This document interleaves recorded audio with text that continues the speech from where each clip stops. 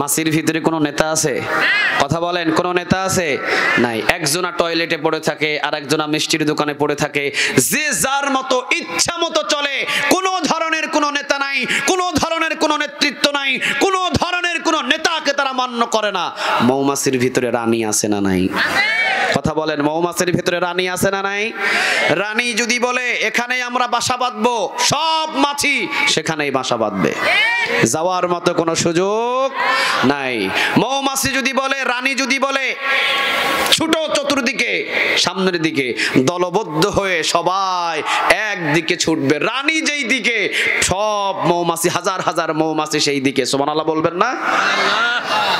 বাংলাদেশের ভিতরে 57টা মুসলিম দেশ, 57টা মুসলিম দেশের সবাই যদি আমরা কাবা ঘরের ইমাম আব্দুর রহমান আস-সুদাইসকে যদি আমরা বলে দিতাম, কাবা ঘরের ইমাম আব্দুর রহমান আস-সুদাইস, আপনাকে আমরা নেতা হিসাবে মানি, ইসলামের নেতা হিসাবে আপনাকে আমরা মানি, সারা বিশ্বের ভিতরে যে কোনো মুসলিম কান্ট্রির উপরে যদি কোনো আঘাত আনা হয়, যে কোনো মুসলিম কান্ট্রির উপরে যদি কোনো আঘাত আনা হয়, আপনাকে আমরা নেতা হিসাবে মানি। যতগুলো কোটি কোটি মুসলমান আমরা আছি, আপনি এই কাবা ঘরের চত্বর থেকে যেই নেতৃত্ব দিবেন, সারা বিশ্বের সকল মুসলমান ওই নেতৃত্ব মানতে রাজি আছে। কাবা ঘরের ইমাম আব্দুর রহমান আস-সুদাইস যদি একটা হুকুম ছুড়ে, সারা বিশ্বের মুসলমান যদি ওই পিছনে ছোটাছুটি করে, ওয়াল্লাহি এই বিশ্বের মুসলমানের দিকে তাকানোর পৃথিবীর কারো ক্ষমতা নাই। কথা বলার সুযোগ ছিল? আরো জোরে বলেন, কথা বলার সুযোগ ছিল? আব্দুর রহমান আস-সুদাইস যদি বলে দিতেন চলো আমরা ওই জায়গায় যাই, আমরা সবাই চলে যেতাম, চলো আমরা ওই দেশে আক্রমণ করি, আমরা চলে যেতাম। উনি যেটা লিডার হিসাবে যেটা দিতেন, কেন্দ্রীয় লিডারশিপ, ওনাকে কেন্দ্রীয় নেতা বানানো হলে উনি যা বলতেন, আমরা বিশ্বের সব মুসলমান যদি ওনার কথা মতো যদি আমরা হাঁটতাম, পৃথিবীতে আমাদের কি মারার কারো ক্ষমতা ছিল? আরো জোরে বলেন, কোনো ক্ষমতা ছিল? আমরা হয়ে গেছি মাছির মতো, এই জন্য যেখানে সেখানে মার খাই, পিড়া খাই, কোনো বিচার নাই। ইন্ডিয়াতে আমার কত ভাইকে হত্যা করে, বিচার আছে? গাজাতে কত শিশুকে হত্যা করলো, বিচার আছে? ফিলিস্তিনে কত মা বোনদেরকে আক্রমণ করলো, বিচার আছে? বাংলাদেশের কত আল্লাহওয়ালাদেরকে আমরা ফাঁসি দিয়ে মেরে ফেললো, কোনো বিচার আছে? বাংলাদেশেই তো আমরা ঠিক নাই। কথা কন না কেন? বাংলাদেশে কি ঠিক আছি? বাংলাদেশেও আমরা ঠিক নাই। সময় এখন এসেছে চিন্তা ভাবনা করে সবাই এক কাতারে এসে কোরআনের রাজ কায়েম করা। কে সুন্নি তাকানোর সুযোগ নাই, কে চরমনাই তাকানোর সুযোগ নাই, কে হেফাজত তাকানোর সুযোগ নাই, কে তাবলীগ তাকানোর সুযোগ নাই, কে জামাত তাকানোর সুযোগ নাই। সবার কোরআন একটা, কোরআন পার্লামেন্টে নিয়ে যাওয়ার জন্য সবাইকে ঐক্যবদ্ধ হতে হবে। কাউকে আলাদা করার মতো আমাদের কাছে আর কোনো ধরনের কোনো সুযোগ। তাহলে বাংলাদেশেই হতে পারি নাই, সারা বিশ্ব তো দূরের কথা।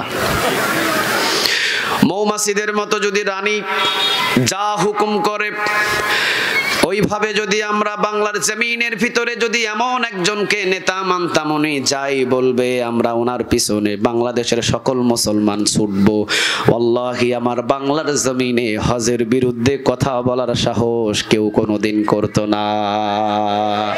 আজানের বিরুদ্ধে কথা বলার কোনো সাহস এই বাংলার জমিনে কারো হতো না, ঠিক না বা ঠিক?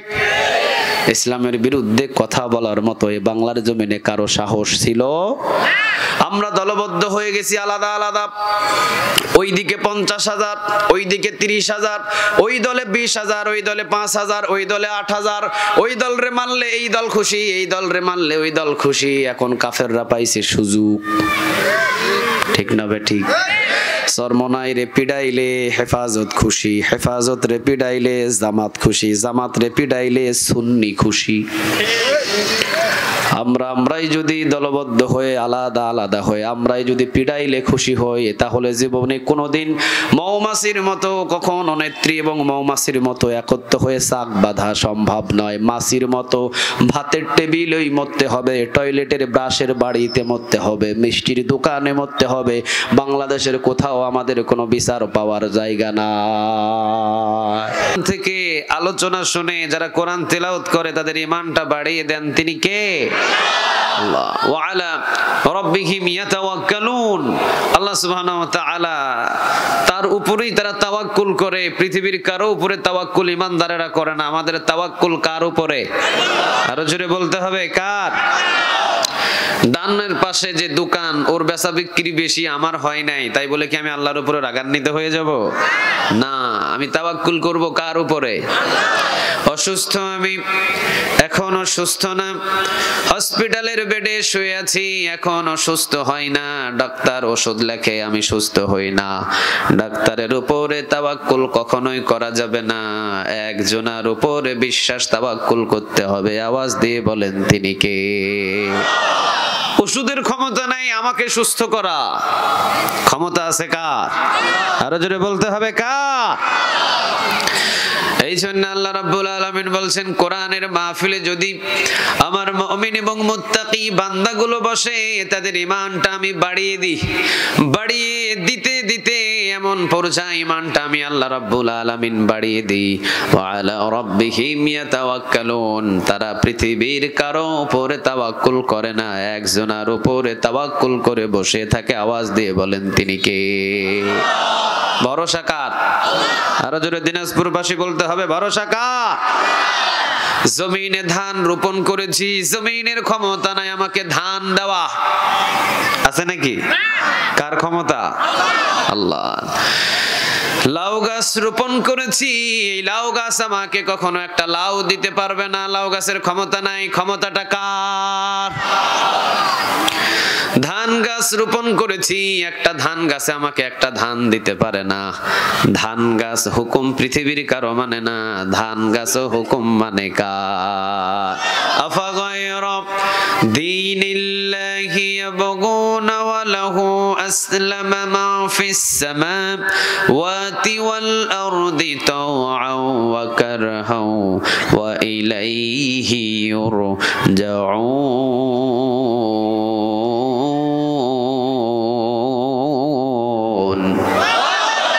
আল্লাহ বলছেন, আসমান এবং জমিনে যা কিছু আছে সব কিছু পৃথিবীর কারো হুকুম মানে না, সব কিছু হুকুম মানে কার?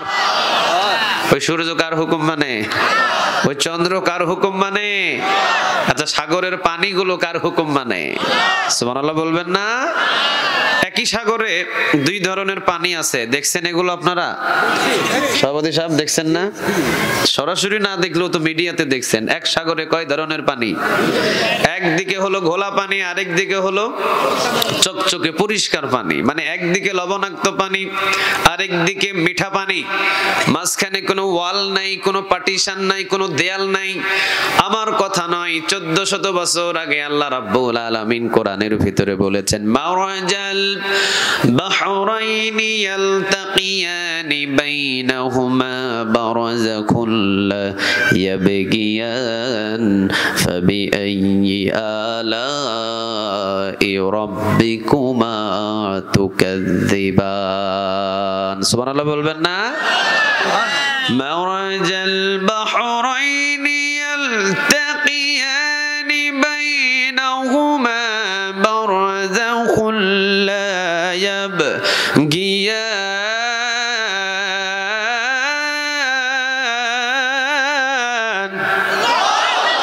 আল্লাহ বলছেন, একদিকে আমি লবণাক্ত পানি রেখে দিয়েছি, আরেক দিকে আমি মিঠা পানি রেখে দিয়েছি। এক সাগরের ভিতরে আমি দুই ধরনের পানি রেখেছি, মাঝখানে কোনো ওয়াল দি নাই, কোনো পার্টিশন দি নাই, কোনো ধরনের কোনো আলাদার ব্যবস্থা আমি করি নাই।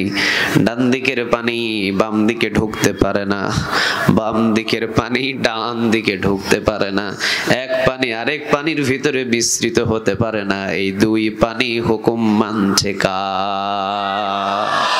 সুবহানাল্লাহ বলবেন না? আমরা যারা প্রাইমারি স্কুলের টিচার আছি এখানে, অথবা হাই স্কুল অথবা কলেজ আছে না এখানে? স্টেজে নাই? কে কে আছে এখানে? আছে? আচ্ছা আচ্ছা, স্যাররা আছে না? যাক, স্যার কি বলতে পারবে? প্রতিদিন 9টার সময় ক্লাসে যেতে হয়, 12টার সময় তাকে বাসায় আসতে হয়, ছুটি হয়ে যায়। প্রতিদিন কি স্যার 9টার সময় যায় উপস্থিত হতে পারছে? স্যার বলতে পারবে? স্যার প্রতিদিন কি 9টায় উপস্থিত হওয়া সম্ভব না। কোনোদিন 9টায়, কোনোদিন 9:20, কোনোদিন 9:30, কোনোদিন 11টা 12টা, কোনোদিন স্যার যায় নাই। এরকম নাই? কথা কন না কেন? নাই? আচ্ছা বলেন তো দেখি, আমরা জন্মের পর থেকে এ যাবৎ পর্যন্ত যাদের 90-100 বছরের মুরব্বী যারা আছেন এখানে, কোনোদিন পশ্চিম দিকে সূর্য উঠতে আধা ঘন্টা দেরি হয়েছে? আছে কোনো রিপোর্ট? কথা বলেন, আছে কোনো রিপোর্ট? আধা ঘন্টা বাদ দিলাম, 20 মিনিট। আচ্ছা 10 মিনিট দেরি করছে কোনোদিন? কোনোদিন দেখা গেছে যে সূর্য ডুবতে গিয়ে আটকে গেছে, 8টা বেজে গেছে, ডুবে না, হয়েছে এরকম কোন ইতিহাসে? প্রতিদিন সূর্য পূর্ব দিকে টাইম মতো উঠে, আবার সূর্য টাইম মতো পশ্চিম দিকে গিয়ে ডুবে যায়। বুঝতে হবে এই সূর্য পৃথিবীর কারো হুকুম মতো চলে না, এই সূর্য আমার আপনার হুকুম মতো কখনোই চলে না। আমাদের হুকুম মতো যারা চলে তাদের ভিতরে গড়মিল থাকে। সূর্য আমাদের হুকুম মতো চলে না, সূর্য এক রবের হুকুম মতো চলে। হুকুম টাকা প্রতিদিন ওঠে, ওর কোনো ছুটি নাই। ছুটি আছে নাকি? না, নাই। আরো সহজ করে দিই, আমাদের শরীরের ভিতরে যত পশম আছে সব পশম গুলো কার হুকুম মানে? আরো জোরে বলতে হবে, কার? আচ্ছা যেদিন আমরা জন্ম নিয়েছিলাম, সভাপতি সাহেব বলেন, যেদিন আমরা জন্ম নিয়েছিলাম সেদিন কি আমাদের মাথায় চুল ছিল? ছিল না চাচা? চাচা বলছে ছিল না, মাথায় ছিল। হ্যাঁ, যেদিন আমরা জন্ম নিয়েছিলাম সেদিন আমাদের মাথায় চুল ছিল কি ছিল না বলেন? আচ্ছা ছিল। আচ্ছা চোখের ভুরু, চোখের পাপড়ি, মুছ, দাড়ি, আর নিচে নামবো না। চোখের মাথার চুল ছিল, চোখের ভুরু ছিল, চোখের পাপড়ি ছিল, এই 3টা চুল নিয়ে আমরা দুনিয়াতে এসেছি। আরেকজন কয় এখানে সব চুল ছিল বলে। সব চুল ছিল কেমনে? যেদিন আমরা জন্ম নিয়েছি সেদিন আমাদের মাথার চুল ছিল, চোখের ভুরু ছিল, চোখের পাপড়ি ছিল। বয়স যদি আমি আপনাদেরকে জিজ্ঞাসা করি আপনার বয়স কত, জিজ্ঞাসায় আসবে, উত্তর আসবে 40-50। সভাপতি সাহেবের বয়স কত? 49। চাচার বয়স কত? 68। আচ্ছা 68 বছর বয়সে আপনি চোখের ভুরু কাটার জন্য কোন সেলুন দোকানে গেছেন? আপনি চোখের পাপড়ি কাটার জন্য কোন সেলুনে গেছেন? মাথার চুল কতবার কাটছেন? আপনি কতবার কাটছেন? আপনি কতবার কাটছেন? আপনাদের কারো হিসাব আছে? একই দিনে 3টা চুল নিয়ে এসেছি আমরা, মাথার চুল, চোখের ভুরু, চোখের পাপড়ি, একই দিনে একই টাইমে একই চামড়ার উপরে নিয়ে আসছি দুনিয়ায়। মাথার চুল বড় হয়, চোখের ভুরু বড় হয় না, চোখের পাপড়ি বড় হয় না। বুঝতে হবে এই 3টা চুলের ভিতরে হুকুম চলছে কার? আরো জোরে বলতে হবে, কার? সব আল্লাহর হুকুম মানে। পৃথিবীতে যা আছে সব, এই জন্য আল্লাহ বলেছেন আফগায়রা দীনিল্লাহি ইয়াবগুনা ওয়া লাহু আসলামা মান ফিস সামাওয়াতি ওয়াল আরদ। আসমান এবং জমিনের ভিতরে সব আমার হুকুম মানে, মানুষ আর জিন ছাড়া। এই দুইটা মানে না, এই দুইটারে আমি মানাইতেই পারি না। যতই হুকুম দিই, চলতে বলে ডান দিকে চলে বাম দিকে, চলতে বলি সোজা চলে বাঁকা, মানতে বলি কোরআন কিন্তু কোরআন না মেনে নিজের ইচ্ছা অনুযায়ী আইন বানায়া ওই আইন মানা নিয়ে ব্যস্ত। ঠিক না বে ঠিক? আল্লাহ বলছে আমি বলি কোরআন মান, আমি বলি জমিন আমার, লাহু মা ফিস সামাওয়াতি ওয়া মা ফিল আরদ। আল্লাহ বলছেন জমিন আমার, আসমান আমার, আমার জমিন আমার আসমানের নিচে, আমার কোরআনটা মেনে মেনে তোরা চল। ও বলতেছে না কোরআন মানবো না, ইংরেজদের আইন মতো দেশ চালাবো। আরেকজন বলছে না না, বাবাকে বাবা যা বলছে তাই করবো, এটা আমার বাবার দেশ। আরেকজন বলতেছে না না, এটা আমার স্বামীর দেশ। আল্লাহ বলতেছে না, এটা আমার দেশ। কারটা রাইট? আরো জোরে বলেন কার? কেউ বলতেছে হে এটা আমার বাবার দেশ, আমি যেমনে ইচ্ছা হেমনে নাচামু, আমি যেমনে ইচ্ছা এমনে ভাস্কর্য বানাবো। 400 কোটি টাকারও বেশি দিয়ে ভাস্কর্য বানাইছে। লাভ হয়েছে কোনো? একটা নেক পাইছে শেখ মুজিবুর রহমান সাহেব? কথা বলেন না কেন? একটা নেক পাইছে না। কিন্তু ওনার জন্য যদি 400 কোটি টাকা খরচ করে যদি 400টা এতিমখানা বানিয়ে দেওয়া হতো, তেলাওয়াত করতো কোরআন, আর শেখ মুজিবুর রহমানের কবরটারে এই কোরআনের নেক পৌঁছায়া দিতেন তিনি কে? কে বুঝাবে? রে, বুঝাইতে গেলেও দোষ, বুঝাইতে গেলেও ফাঁসিতে ঝুলিয়ে দেয়, বুঝাইতে গেলেও দেশ থেকে তাড়িয়ে দেয়। এত বড় বড় জালিম আমার চোখে জীবনে দেখি নাই। কোরআন তো মানোই না, কোরআন তো বুঝোই না, সূরাতুল ফাতিহার তাফসীর বুঝো না, সূরাতুল ফাতিহা শুদ্ধভাবে পারো না, শুদ্ধ করে দিতে চেষ্টা করি তাও শুদ্ধ করতে রাজি নাই, ঠিক না ঠিক? আমরা বলি এইটা করো, এইটা করো, হেরা কয় আমাদের রাজাকার। এটা কোনো কথা হইলো? আমরা বলি ভাস্কর্য বানায়ও না, কোন মৃত ব্যক্তির ভাস্কর্য হয় না, হারাম। একজন সাহাবীর একটা ভাস্কর্য পুরা মদিনা মক্কায় খুঁজে পাওয়া যাবে না, ঠিক না ঠিক? আছে? কথা বলেন, আছে? নাই। শেখ মুজিবুর রহমানের জনপ্রিয়তা ছিল আকাশচুম্বী, দেশের জন্য যা করেছেন আমরা শুকরিয়া আদায় করি ওনার জন্য, আল্লাহ যাতে ওনাকে ভুল ত্রুটি থাকলে মাফ করে দেয়, বলেন আমিন। ওনার জন্য ভাস্কর্য 400 কোটি টাকা খরচ করে ভাস্কর্য বানালেন। 400 কোটি টাকা কিন্তু কোনো বাবার টাকা ছিল না, এই টাকাটা ছিল রিকশাওয়ালার, এই টাকাটা ছিল ডিমওয়ালার, এই টাকাটা ছিল মুরগিওয়ালার। আপনি যেই বাজারে একটা মুরগি বিক্রি করে 2 টাকা ট্যাক্স দিয়েছেন, ওই টাকাও 400 কোটি টাকার ভিতরে যুক্ত হয়েছে। এটা আপনার ট্যাক্সের টাকা, ওটা আপনার রক্ত ঘামানোর টাকা। এগুলো বলতে গেলে কয় তুই রাজাকার, তুই কি রাজাকার। বানাইলো একজনের রাজাকার, বানাইলো 2 জনের রাজাকার, বানাইলো 3 জনের রাজাকার। আল্লাহ বলল বাংলাদেশের সব বানা দিমু রাজাকার। তুমি কি আমি কে? তুমি কি আমি কে? কে খেলতেছে এটা বলেন দেখি, আরেকটু জোরে বলেন না, কে? আল্লাহ। এই জন্য আল্লাহ রাব্বুল আলামিন বলছেন লাহু মা ফিস সামাওয়াতি ওয়া মা ফিল আরদ, আসমান এবং জমিনের ভিতরে যা কিছু আছে সব কিছু আমার। কিন্তু হেতারা কয় না এটা আমার বাবার, আরেকজন কয় না এটা আমার স্বামীর। রাগ কইরেন না কিন্তু, এটা আমার বাবার, আরেকজন কয় এটা আমার স্বামীর, আরেকজন কয় না না আমি লাঙ্গল দিয়া চাষ করছি, এটা আমার লাঙ্গলের। জাতীয় পার্টি আর কি। আল্লাহ বলছেন না, পৃথিবীর কারো নয় এই জমিন, এই জমিনের মালিক একজন। আওয়াজ দিয়ে বলেন তিনি কে? তাবারাকাল্লাযী বিয়াদিহিল মুলকু ওয়া হুয়া আলা কুল্লি শাইইন কাদির।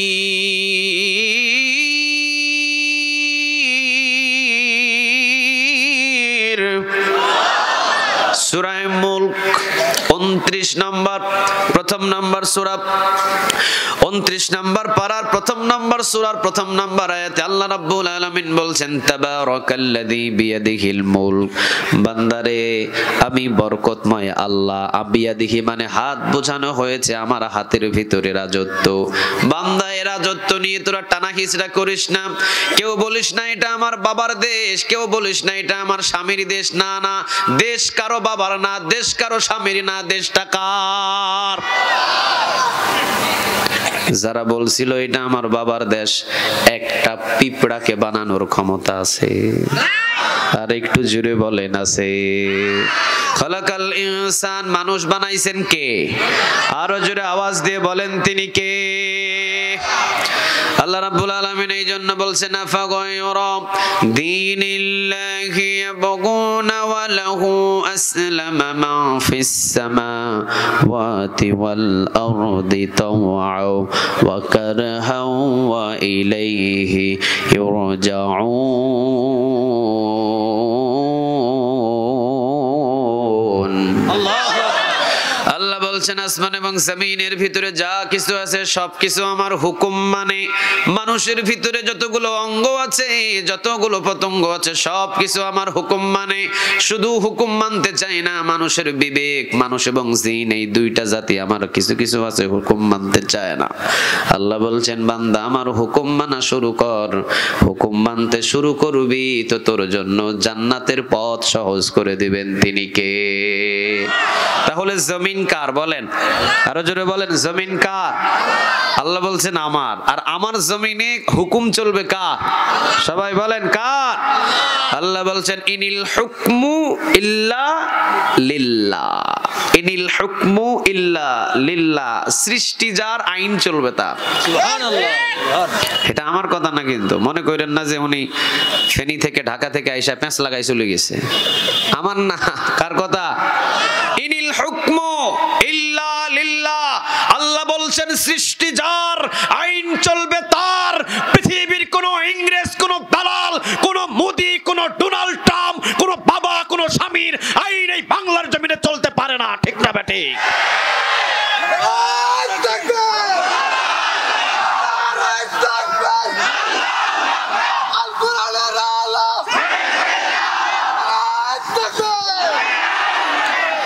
এই জন্য আল্লাহ রাব্বুল আলামিন বলছেন খবরদার, পৃথিবীর সব কিছু আমার হুকুম কিন্তু মানে, শুধুমাত্র বান্দা তোরা আমার হুকুম মানতে একটু দেরি করিস, তবে হুকুম মানিস ভালো কথা, যখন তোদের বেল থাকে না। ঠিক না বেঠিক? যখন চুল সাদা, দাড়ি সাদা, আজীবন কোরআনের বিরোধিতা করেছে, যেদিন আর বিরোধিতা করার পাওয়ার নাই, ওই দিন এবারে মসজিদের দিকে রওনা দেয়। আল্লাহ বলেন না, সারা জীবন তুই কোরআনের বিরুদ্ধে গাইছস, এখন তোর বেল শেষ, এখন কোরআনের পক্ষে আইছস, হবে না। এটার ফাইসালা করবেন তিনি কে? আরো জোরে বলেন, তিনি কে? উদাহরণ দিই, বাবার 4টা ছেলে, কয়টা? আরো জোরে বলতে হবে, কয়টা? 4টা। এক বাবার কয় ছেলে? 4টা ছেলে। এই 4টা ছেলে একটা বাবার। বাবারে ধরে জয়ানন্দ হাটে, এটা কি হাট? জয়ানন্দ হাট। জয়ানন্দ বাজারের সাথে সাথে কেমন জানি কোন ধর্মের কিছু মিশ্রিত পাচ্ছি আমি। জয় জয় রাম রাম। হ্যাঁ, জয়ানন্দ। যাক, জয়ানন্দ হাট। এই জয়ানন্দ হাটের মাঝখান বরাবর, স্ট্রেট ফরওয়ার্ড, মাঝখানে সোজা বাবারে পিটাই দিছে, বাবারে ধরে মারে। এখন ছেলে কয়জন? কথা বলেন, ছেলে কয়জন? 4 জন। 4টা ছেলে আছে। 4টা ছেলের ভিতরে বড় যে ছেলে, এইটা দেখে বাজারের উপরে বাপেরে পিডায়। এখন বড় ছেলে দেখা আমি শরম পাইতেছি, সে চোখে মুখে গামছা টামছা দিয়ে কোন রকম আড়াল হয়ে নিজের ঘরের একদম কামরায়, যে জায়গায় আর কেউ তারে দেখতে পাবে না, ওই ঘরের ভিতরে দরজা লক করে দিয়ে চুপ করে বসে আছে। ছোট ছেলে না বড় ছেলে? বড়টা। বাপেরে পিটায়, সে কি পাইছে? লজ্জা। বাপেরে পিটায়, কি পাইছে? লজ্জা। মেজো ছেলে দেখছে বাপেরে ধরে পিটায়, মেজো ছেলে চিন্তা করছে সর্বনাশ, আমার বাবারে ধরে ধরে পিটাই, দৌড় দিয়ে ওযু করে মসজিদে ঢুকছে। মসজিদে ঢুকে 2 হাত তুলে আল্লাহর কাছে দোয়া করে আর কান্না করে, আল্লাহ আমার বাপেরে পিডায়, আল্লাহ পিডানো বন্ধ করে দাও। হে দোয়া শুরু করছে। আছে কয়জন? আর কয়জন? 2 জন। সেজো যেটা 3 নাম্বার, ও দেখে বাপেরে ধরে পিডায়। এইটা দেখে সেজোটা সাথে সাথে যেখানে ছিল ওই জায়গায় দেখে মাটিতে গড়াগড়ি শুরু করছে। মাটিতে গড়ায় আর কাঁদে, মাটিতে গড়ায় আর কাঁদে, কয় আমার বাপেরে পিডায়, আমার বাপেরে মারে, আমার বাপেরে পিডায়, মাটিতে গড়াগড়ি। আরেক কয়জন আছে বলেন? 1 জন। ছোটটা, ছোটটা যখন শুনছে আমার বাপেরে ধরে পিডায়, মারছে বাড়িতে দৌড়। বড় যে কানাওয়ালা বাঁশ, এই সাইজের মোটা, ডান হাতে দিয়া দৌড় দিয়ে এসে কে বাপেরে পিডায় দেখার আর টাইম নাই, যারে পাইছে মাথায় পায়ে ধরে পিডায়া সবাই রে সাফ করে বাপেরে উদ্ধার করে নিয়ে চলে আসছে নিজের বাড়িতে। যখন নিজের বাড়িতে আসছে বাবা, তখন এবারে ছোট ছেলে লাঠি লইয়া দাঁড়ায় আছে, বাবা বাম পাশে। এইবারে বড়রা কোথায়? আপনারা তো এই টাইপ, আমি তো জানি। বড়টা কোথায়? ঘরে। যখন বাবার কণ্ঠ শুনতে পাইছে, ঘরে আসছে, দৌড় দিয়ে দরজা খুলে আইছে, আব্বা আপনি? বাপে কয় হর, তোর মতো হোলা আমার একটাও দরকার নাই, তোর মতো ছেলে আমার একটাও দরকার নাই, বাপেরে ধরে পিড়াই, তুই কই? কয় আব্বা আপনারে ধরে পিড়াই আমার লজ্জা লাগছে। আমার শরম লাগছে, এই জন্য আমি ঘরে এসে চুপ করে বসে আছি। কি বাবা তারে আদর করব? কথা বলেন না কেন, আদর করবে? বাপ বলে তোর মতো হুত, তোর মতো ফোলা। আপনাদের দেশে কি কয়, হোলা না হুত? ও আপনাদের দেশে বেটা ছেলে, বেটা ছেলে। আচ্ছা, নোয়াখালী, এরপরে আপনার ওই যে চট্টগ্রামের ভিতরে বলে ফুয়া, কোন দিকে বলে ফোলা।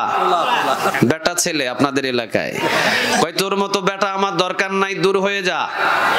প্রথম বেটারে দূর করে দিয়েছে, এবার আসছে মেজোজন। দ্বিতীয় নাম্বার, যে মসজিদের ভিতরে ওযু করে দোয়া করছে, ও আয়েশা কয় আব্বা আপনারে যখন ধরে ধরে পিটায় তখন আমি মসজিদের ভিতরে ওযু করে আল্লাহর কাছে কান্দাকাটি করছি। এবার কয় কান্দাকাটি করার তো টাইম মেলা আছে, কান্দাকাটি করার তো সময় মেলা আছে। আমারে ধরে ধরে পিটায় আর তুই ওখানে কান্দাকাটি করে কি করবি? চুপ হয়ে দাঁড়িয়ে আছে, কয় তুই সর। তৃতীয়টা সামনে এসে তৃতীয়টা বলে বাবা আপনারে যখন ধরে ধরে পিটায় তখন আমি মাটিতে গড়াগড়ি করে কান্দাকাটি করছি, কি করবো আমি নিজেও জানি না। এবার কয় তুই মাটির ভিতরে কান্দাকাটি করে গড়ায় গড়ায় কান্দাকাটি করস, তুই জানোস না, আর আমি ওদিকে পিডনি খাই আর তুই গড়াগড়ি করস, লাভটা কি? কোনো লাভ নাই। বড় ছেলের আজ থেকে আমার কোনো প্রয়োজন নাই, মেজো ছেলের আজ থেকে আমার কোনো প্রয়োজন নাই, সেজো ছেলের আজ থেকে আমার কোনো প্রয়োজন নাই। আমি বাজারের মাঝখানে পিটুনি খাই, বড়টা শরমে দরজা লাগায় বন্ধ হয়ে থাকে, মেজোটা মাটির ভিতরে গড়াগড়ি করে, আরেকজন গিয়ে মসজিদে ওযু করে দোয়া করে, দরকার নাই। ছোট ছেলের আমার বেশি প্রয়োজন, আমাকে ধরে ধরে পিটাই, আমার সাথে লাঠি পিটুনি করে যে আমারে বাঁচিয়েছে ওই ছেলে আমার আসল ছেলে, ঠিক না বেঠিক? আজও বাংলাদেশের ভিতরে দেখবেন ওইদিকে ইসলামের 12টা বাজায়, হে বেটা মসজিদে বৈশা তসবি টানে। ওইদিকে ইসলামের 12টা বাজায়, হে বেটা ঘরের ভিতরে দরজা বন্ধ করে দিয়ে লজ্জা শরমে দাড়ি টুপি লম্বা জামা পরে চুপ করে দরজা লাগায় বন্ধ হয়ে বসে থাকে। ওইদিকে মসজিদে মাদ্রাসায় 12টা নাস্তিকেরা বাজিয়ে ফেলে, আর এইদিকে আরেকজন গড়াগড়ি করে কান্দাকাটি করে। আল্লাহ বলে তিনজনের কোনো প্রয়োজন নাই, লাঠি নিয়ে যারা ময়দানে ঝাঁপিয়ে পড়েছে এটাই আমার আসল গোলাম, ঠিক না বেঠিক? আমার দিনের 12টা বাজায় ফেলে আর তোমরা মসজিদে তাসবিহ গুনতেছো না? আমার ইসলামের 12টা বাজায় ফেলতেছো ওইদিকে, আর তুমি মসজিদের ভিতরে যায় তাসবিহ গুনতেছো। হ্যাঁ, এত সহজ। বাংলার জমিনের ভিতরে 17টা বছর নির্যাতন সহ্য করেছিলাম। বাংলার জমিনের ভিতরে 17টা বছর নির্যাতন সহ্য করেছিলাম। যদি 5 আগস্টের মতো, আবু সাইদ এবং মুগ্ধর মতো আল্লাহর কোরআনের সৈনিকগুলো যদি ময়দানে না নামতো, ওয়াল্লাহি আমার মনে হয় এখনো পর্যন্ত জালিমদের কারাগারে আমরা বন্দী থাকতাম, ঠিক না বেটে? তাসবিহ গোনার বহু টাইম আছে, বহু তাসবিহ গোনা যায়, কিন্তু সময় যখন আসে ইসলামকে ধরে ধরে যখন পিড়ায় তখন দোয়া দিয়ে লাভ হয় না, ময়দানে নেমে তার প্রতিবাদ করতে হয়। 4টা ছেলের ভিতরে 3টা ছেলেই দেখলাম কারবার কিরকম। একটা ছিল সবচাইতে বাবার আপনজন ছেলে, যেটা লাঠি নিয়ে পিটুনি দিয়ে বাবারে বাঁচাইছে, ঠিক না বেঠিক? আমরা কয় নম্বর হব? কয় নম্বর হব? 4 নম্বর। মনে রাখি বাংলাদেশের জনগণ, দিনাজপুরের জনগণ, সব জায়গায় মহব্বত চলে, সব জায়গায় ভালোবাসা চলে, সব জায়গায় বন্ধুত্ব চলে, কিন্তু যদি আমার কোরআনের বিরুদ্ধে কথা বলে, আমার রাসূলের বিরুদ্ধে কথা বলে, আমার ইসলামের বিরুদ্ধে কথা বলে, আমার আল্লাহর কোরআনের বিরুদ্ধে কথা বলে, মসজিদের আজানের বিরুদ্ধে কথা বলে, সে যাই হোক তার সাথে আমাদের কোনো সম্পর্ক নাই। কারণ আমরা গোলাম কার? কার হুকুম মানতে চায়? আরো জোরে বলতে হবে, কার? কার জমিনে বসবাস, কার খাবার খায়, কার নিঃশ্বাস নেই, অক্সিজেন কে দেয়, হাতের ভিতরে শক্তি কে দেয়? চলাচলের ক্ষমতা কে দেয়? সবকিছু যখন তার, তাহলে তার গুণ খায়া, তার সবকিছু খায়া, তার গুণগান না গায়া কি আরেকজনের গুণগান গাওয়া যায়? আরো জোরে বলেন, গাওয়া যায়? আল্লাহ বলছেন লাহু মা ফিস সামাওয়াতি ওয়া মা ফিল আরদ, আসমান জমিনে যা কিছু আছে সব কিছু আমার। সুবহানাল্লাহ বলবেন না? আমিও কার? আপনিও কার? ঘরে যে ছেলেটা আছে ওই ছেলেটা কার? আপনার ছেলেটাকে আপনি যখন হাতের ভিতরে হাত দিয়ে ধরে নিয়ে যখন বাজারে যান, জয়ানন্দ হাটে, কেউ যখন জিগায় যে ছেলেটা কার, তখন কার বলেন? তখন বলেন আপনার। কিন্তু যখন মারা যায় তখন কার কাছে দিয়ে আসেন? তাহলে আপনার হইলো কেমনে? আপনার হলো কিভাবে? এই জন্য আমার আপনার কিছুই নয়, সব কিছুর মালিক একজন, তিনি কে? আল্লাহ রাব্বুল আলামিন এবার আদেশ দিচ্ছেন আমাদেরকে। আল্লাহ বলছেন, বান্দা যেহেতু তোরা আমার গোলাম, আর যেহেতু আমার জমিনের ভিতরে তোদের বসবাস, আমার ওয়াজ তোদেরকে শুনতেই হবে। সুবহানাল্লাহ বলবেন না? আচ্ছা, কে এবার ওয়াজ করছেন? আরো জোরে বলেন, কে ওয়াজ করছেন? আল্লাহ রাব্বুল আলামিন এই কোরআনের 16 নম্বর সূরা। কত নম্বর? 16 নম্বর সূরা। এই কোরআনের ক্রমিক নম্বরের দিক দিয়ে ক্রমিক নম্বর 16। ক্রমিক নম্বর কত? 16। সূরার নাম হলো সূরায়ে আন-নাহল। সূরার নাম কি? সূরায়ে আন-নাহল। মৌমাছির নামে সূরা। মাছি আর মৌমাছি কয়টা ধরন আছে? একটার নাম কি? আরেকটার নাম? একটার নাম আরেকটার নাম মৌমাছি। ফুলের মধু আহরণ করে তার পেটের ভিতর থেকে এক প্রকারের মধু তৈরি হয়, যেটা সারা পৃথিবীর ভিতরে নাম্বার 1 একটা ঔষধ। সুবহানাল্লাহ বলেন। মাছি সেও কিন্তু ফুলের উপরে পড়ে, পড়ে না? পড়ে। আচ্ছা, তার ভিতরে কি মধু তৈরি হয়? কথা বলেন, মধু তৈরি হয় না। তার ভিতরে মধু তৈরি হয় না। নিশ্চয়ই এর ভিতরে কোনো কারণ লুকায়িত আছে না নাই? আগে শোনেন, আল্লাহ মৌমাছির নামে একটা সূরা দিলেন। এক নম্বরে হলো মাছি, আরেকটার নাম হলো মৌমাছি। মৌমাছির গুণ হলো না খেয়ে থাকবে, পায়খানায় কখনো যাবে না। না খেয়ে থাকবে, একাকী কখনো হাঁটবে না। রাসূল বলছেন, মৌমাছি থেকে তোমাদের 5টা শিক্ষা নেওয়া দরকার। কয়টা? কথা বলেন, কয়টা? 1 নাম্বার শিক্ষা, রাসূল বললেন মৌমাছি থেকে তোমরা শিক্ষা নিবা নাম্বার 1, সে কখনো একা পথে চলে না। একা পথে চলে? আর মাছি একা পথে চলে না, দলবদ্ধ চলে। ভাতের দোকানে যাবেন, সেখানেও মাছি। টয়লেটের ভিতরে যাবেন, সেখানেও মাছি। হোটেলে যাবেন, সেখানেও মাছি। মৃত একটা গরু 2-3 দিন পর্যন্ত মরে দুর্গন্ধযুক্ত হয়েছে, সেখানেও মাছি। কথা কন না কেন? মৌমাছি সব জায়গায় পড়ে না, মৌমাছি শুধু পবিত্র ফুলের উপরে পড়ে। সুবহানাল্লাহ বলবেন না? প্রথম নাম্বার হলো মৌমাছি থেকে শিক্ষা গ্রহণ করা আমাদের প্রয়োজন হলো। প্রথম নাম্বার, মৌমাছি থেকে আপনি শিক্ষা গ্রহণ করবেন। নাম্বার 1, জীবনে কোনোদিন একা একা ভাবে যদি আপনারা চলেন, জায়গায় জায়গায় মার খাবেন, জায়গায় জায়গায় মরবেন, কোনো বিচার নাই। সারা বিশ্বের সকল মুসলমান যদি এক কাতারে চলতো, নাস্তিকের বাচ্চাগুলো রক্ত চক্ষু দিয়ে তাকানোর কোনো ক্ষমতা ছিল না। ফিলিস্তিন নিয়ে এত বাহাদুরি করে, ফিলিস্তিনের উপরে এত আক্রমণ করে, ফিলিস্তিনের ভিতরে এত জ্বালাতন করে, ফিলিস্তিনের ভিতরে গাজার ভিতরে এত মা বোন শিশুদেরকে মারধর করে। ইসরায়েলের সৈন্য বেশি নয়, মাত্র 80 লক্ষ ছিল তাদের ভিতরে মানুষ। 52টা মুসলিম দেশ, আমরা মুসলমান। 52টা মুসলিম দেশের সবল মানুষগুলো যদি একত্রিত ভাবে একজন নেতাকে আমরা মেনে যদি ওই ফিলিস্তিনের দিকে তাকাতাম, ইসরায়েল অবশ্যই মানুষের বাতাসে হারিয়ে যেত। যুদ্ধ করা লাগতো না। আপনাদেরকে সুন্দরভাবে বুঝাইয়া দিই। 80 লক্ষ ইসরায়েল। কত লক্ষ? 80 লক্ষ ইসরায়েল। অনর্গল আক্রমণ ফিলিস্তিনের উপরে, গাজার উপরে, অনর্গল 24 ঘন্টা চলছে সেখানে আক্রমণ। আচ্ছা, ফিলিস্তিনের কি মুসলমান না? কথা বলেন না কেন, তারা কি মুসলমান না? মুসলমান। ফিলিস্তিনরে মারে, বাংলাদেশ থেকে দোয়া করি আমরা, দোয়া করি না? সব জায়গায় কি দোয়া চলে? আরো জোরে বলেন চলে? 52টা মুসলিম কান্ট্রি আছি আমরা, 52টা মুসলিম দেশ আছি আমরা।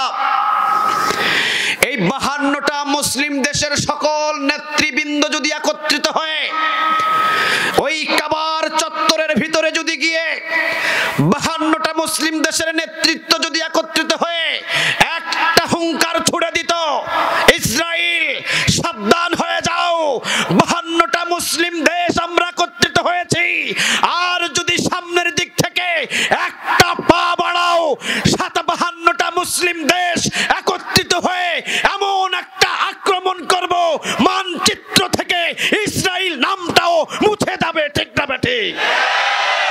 আচ্ছা, এমন যদি একটা হুঙ্কার ছুটতো, ইসরায়েল কি পালানোর রাস্তা খুঁজে পেত? কথা বলেন, পালানোর রাস্তা খুঁজে পেত? পেত না। কিন্তু আমরা হয়ে গেছি বিভিন্ন দলভুক্ত। বাংলাদেশে মারলে সৌদি আরবের খবর নাই, সৌদি আরবে মারলে বাংলাদেশের খবর নাই, গাজায় মারলে বাংলাদেশের খবর নাই, বাংলাদেশে মারলে গাজার খবর নাই। আমরা হয়ে গেছি মাসির মতো মুনাফিক। মাসির চরিত্র কি? কথা বলেন, মাসির চরিত্র কি? মুনাফিক। ও পায়খানার টয়লেটের উপরেও পড়ে, কাঁঠালের উপরেও পড়ে, ফুলের উপরেও পড়ে, মিষ্টির দোকানেও পড়ে, আবার 4-5 দিনের দুর্গন্ধযুক্ত কুকুর মারা গেলেও ওর উপরেও মাছি ভিন ভিন ভিন ভিন করে পড়ে। ঠিক না ব্যাঠিক? কিন্তু মৌমাছি কি সব জায়গায় যায়? কথা বলেন, মৌমাছি কি সব জায়গায় যায়? রাসূল বলছেন মৌমাছি থেকে শিক্ষা নাও। নাম্বার 1 শিক্ষাটা হলো তারা দলবদ্ধ থাকে, কখনো আলাদা হয়। যদিও কোনোদিন দেখেছেন একটা মৌমাছি আপনার ঘরের ভিতরে এসে উঠছে, বুঝতে হবে সে দলটাকে হারিয়ে ফেলেছে, পথ ভুলে গেছে, সে রাস্তা ভুল করে হয়তো আপনার ঘরে ঢুকে পড়েছে, সে তার দলটাকে যে কোনো মাধ্যম দিয়ে হারিয়ে ফেলেছে, সে খুঁজে পাচ্ছে না। এছাড়া যদি খুঁজে পায়, সে কখনো আপনার ঘরে থাকবে না, সে যতই কষ্ট হোক দলবদ্ধ হয়ে এক কাতারে তারা বসবাস করবে। ঠিক না ব্যাঠিক? দ্বিতীয় নম্বর, মাছি মারেন, কোনো প্রতিবাদ আছে? কথা বলেন, কোনো প্রতিবাদ আছে? আচ্ছা, ভাত খাইতে টেবিলে গেছেন, জুতার বাড়িতে বাড়ি দিয়ে একটা মাছি মেরে ফেলছেন, কোনো প্রতিবাদ আছে? টয়লেটের ভিতরে মাছি দেখবেন ভিন ভিন ভিন ভিন করে, টয়লেটের ব্রাশ দিয়ে বাড়ি দিয়ে 2টা মাছি মেরে ফেলেছেন, কোনো প্রতিবাদ? মাছি মিষ্টির দোকানে গিয়েছে, 2-3টা মাছি আপনি মিষ্টির হাতা দিয়ে বাড়ি দিয়ে ভেঙে মেরে ফেলেছেন, কোনো ধরনের কোনো প্রতিবাদ?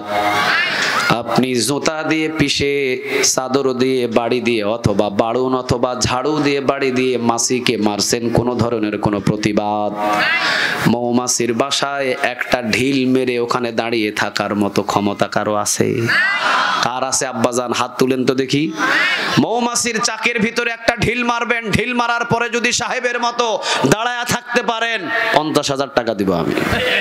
পারবেন? কথা বলেন, পারবেন? তাহলে মাছি মারলেন টেবিলের উপরে, প্রতিবাদ নাই। মাছি মারলেন মিষ্টির দোকানে, প্রতিবাদ নাই। মাছি মারলেন টয়লেটের ভিতরে, প্রতিবাদ নাই। মৌমাছির চাকের ভিতরে একটা ঢিল মেরে দাঁড়ায় থাকার আপনার ক্ষমতা নাই।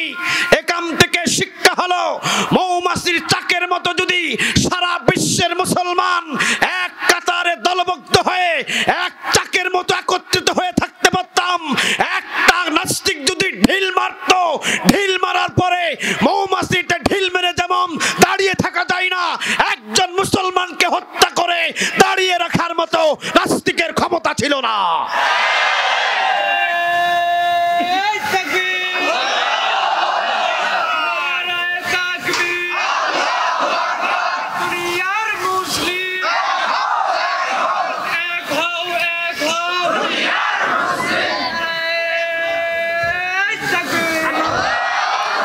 আল্লাহ তুমি কবুল করো। আরো একটু জোরে বলেন আমিন। ওই ফাঁকা জায়গায় হয়েছে কি এখানে? হ্যাঁ, ও পানি পড়ছে ওখানে, কুয়াশা।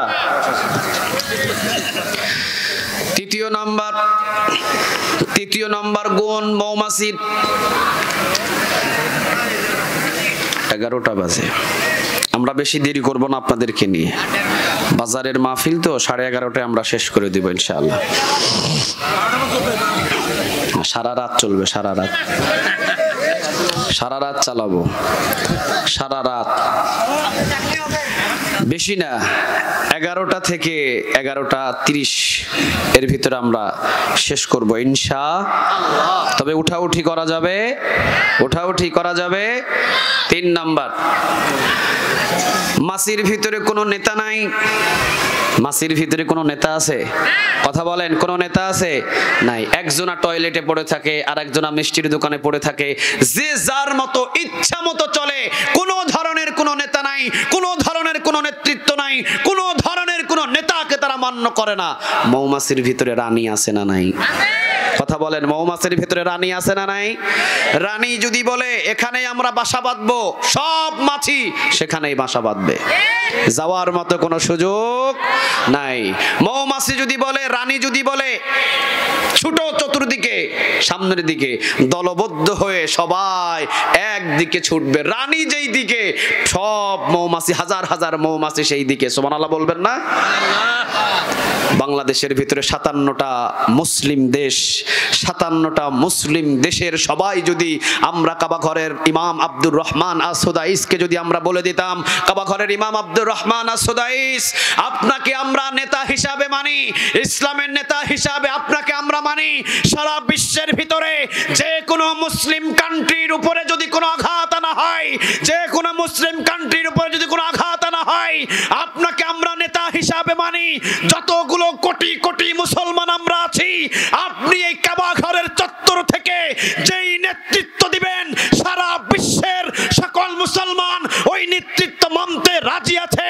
কাবা ঘরের ইমাম আব্দুর রহমান আস-সুদাইস যদি একটা হুকুম ছুড়ে, সারা বিশ্বের মুসলমান যদি ওই পিছনে ছোটাছুটি করে, ওয়াল্লাহি এই বিশ্বের মুসলমানের দিকে তাকানোর পৃথিবীর কারো ক্ষমতা নাই। কথা বলার সুযোগ ছিল? আরো জোরে বলেন, কথা বলার সুযোগ ছিল? আব্দুর রহমান আস-সুদাইস যদি বলে দিতেন চলো আমরা ওই জায়গায় যাই, আমরা সবাই চলে যেতাম। চলো আমরা ওই দেশে আক্রমণ করি, আমরা চলে যেতাম। উনি যেটা লিডার হিসাবে যেটা দিতেন, কেন্দ্রীয় লিডারশিপ, ওনাকে কেন্দ্রীয় নেতা বানানো হলে উনি যা বলতেন, আমরা বিশ্বের সব মুসলমান যদি ওনার কথা মতো যদি আমরা হাঁটতাম, পৃথিবীতে আমাদের কি মারার কারো ক্ষমতা ছিল? আরো জোরে বলেন, কোনো ক্ষমতা ছিল? আমরা হয়ে গেছি মাছির মতো, এই জন্য যেখানে সেখানে মার খাই, পিড়া খাই, কোনো বিচার নাই। ইন্ডিয়াতে আমার কত ভাইকে হত্যা করে, বিচার আছে? গাজাতে কত শিশুকে হত্যা করলো, বিচার আছে? ফিলিস্তিনে কত মা বোনদেরকে আক্রমণ করলো, বিচার আছে? বাংলাদেশের কত আল্লাহওয়ালাদেরকে আমরা ফাঁসি দিয়ে মেরে ফেললো, কোনো বিচার আছে? বাংলাদেশেই তো আমরা ঠিক নাই। কথা কন না কেন? বাংলাদেশে কি ঠিক আছি? বাংলাদেশেও আমরা ঠিক নাই। সময় এখন এসেছে চিন্তা ভাবনা করে সবাই এক কাতারে এসে কোরআনের রাজ কায়েম করা।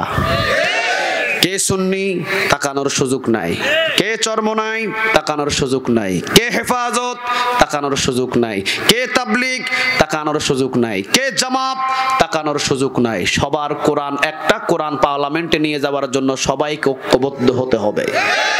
কাউকে আলাদা করার মতো আমাদের কাছে আর কোনো ধরনের কোনো সুযোগ। তাহলে বাংলাদেশেই হতে পারি নাই, সারা বিশ্ব তো দূরের কথা। মৌমাছিদের মতো যদি রানী যা হুকুম করে ওইভাবে যদি আমরা বাংলার জমিনের ভিতরে যদি এমন একজনকে নেতা মানতাম, উনি যাই বলবে আমরা ওনার পিছনে বাংলাদেশের সকল মুসলমান ছুটবো, ওয়াল্লাহি আমার বাংলার জমিনে হজের বিরুদ্ধে কথা বলার সাহস কেউ কোনোদিন করতো না। আজানের বিরুদ্ধে কথা বলার কোনো সাহস এই বাংলার জমিনে কারো হতো না, ঠিক না বা ঠিক? ইসলামের বিরুদ্ধে কথা বলার মতো এই বাংলার জমিনে কারো সাহস ছিল? আমরা দলবদ্ধ হয়ে হয়ে গেছি আলাদা আলাদা, ওইদিকে 50,000, ওইদিকে 30,000, ওই দলে 20,000, ওই দলে 5,000, ওই দলে 8,000, ওই দল রে মানলে এই দল খুশি, এই দল রে মানলে ওই দল খুশি। এখন কাফেররা পাইছে সুযোগ, ঠিক না বে ঠিক? সরমনাই রে পিডাইলে হেফাজত খুশি, হেফাজত রে পিডাইলে জামাত খুশি, জামাত রে পিডাইলে সুন্নি খুশি।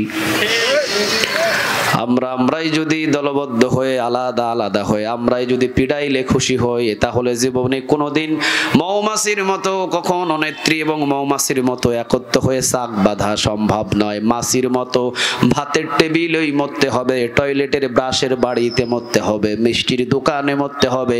বাংলাদেশের কোথাও আমাদের কোনো বিচার পাওয়ার জায়গা না। তাহলে মাছিদের আচরণ একরকম, মৌমাছিদের আচরণ আরেক রকম।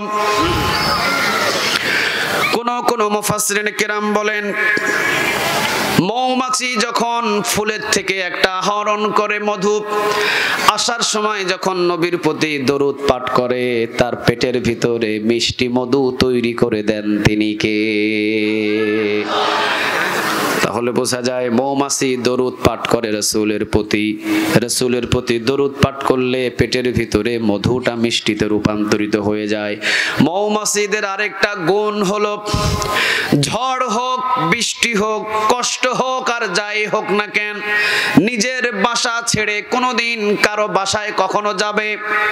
আরো জোরে বলেন, যাবে? কোনোদিন তারা কখনো যাবে না। আমরাও ঝড় হোক, বৃষ্টি হোক, যাই হোক না কেন, ঈদের নামাজ, কোরবানির ঈদের নামাজ, রমজানের ঈদের নামাজ, আমাদের ঈদের উৎসব ছাড়া জীবনে কখনো কোনোদিন যেন বহিরাগত কোনো ধর্মের কোনো অনুষ্ঠানে মুসলমানদেরকে যেন না পাওয়া যায়। যদি যান তাহলে মাছি, আর যদি না যান তাহলে মৌমাছি। আল্লাহ যেন আমাদের সবাইকে মৌমাছির মতো ঈমান দান করে, বলেন আমিন। সাধারণ কোনো এটা কিন্তু প্রাণী নয়। আল্লাহ রাব্বুল আলামিন সূরা আন-নাহল 90 নম্বর আয়াতের ভিতরে আল্লাহ এবার ওয়াজ করছেন। এটা আমার ওয়াজ না, কার ওয়াজ? সবাই বলেন, কার ওয়াজ? কোরআনের ভিতরে যতগুলো কথা বলেছেন, কথাগুলো কার? সবাই বলেন, কার? আল্লাহ। আল্লাহ রাব্বুল আলামিন বলছেন, ইন্নাল্লাহা ইয়া'মুরু বিল আদলি ওয়াল ইহসান।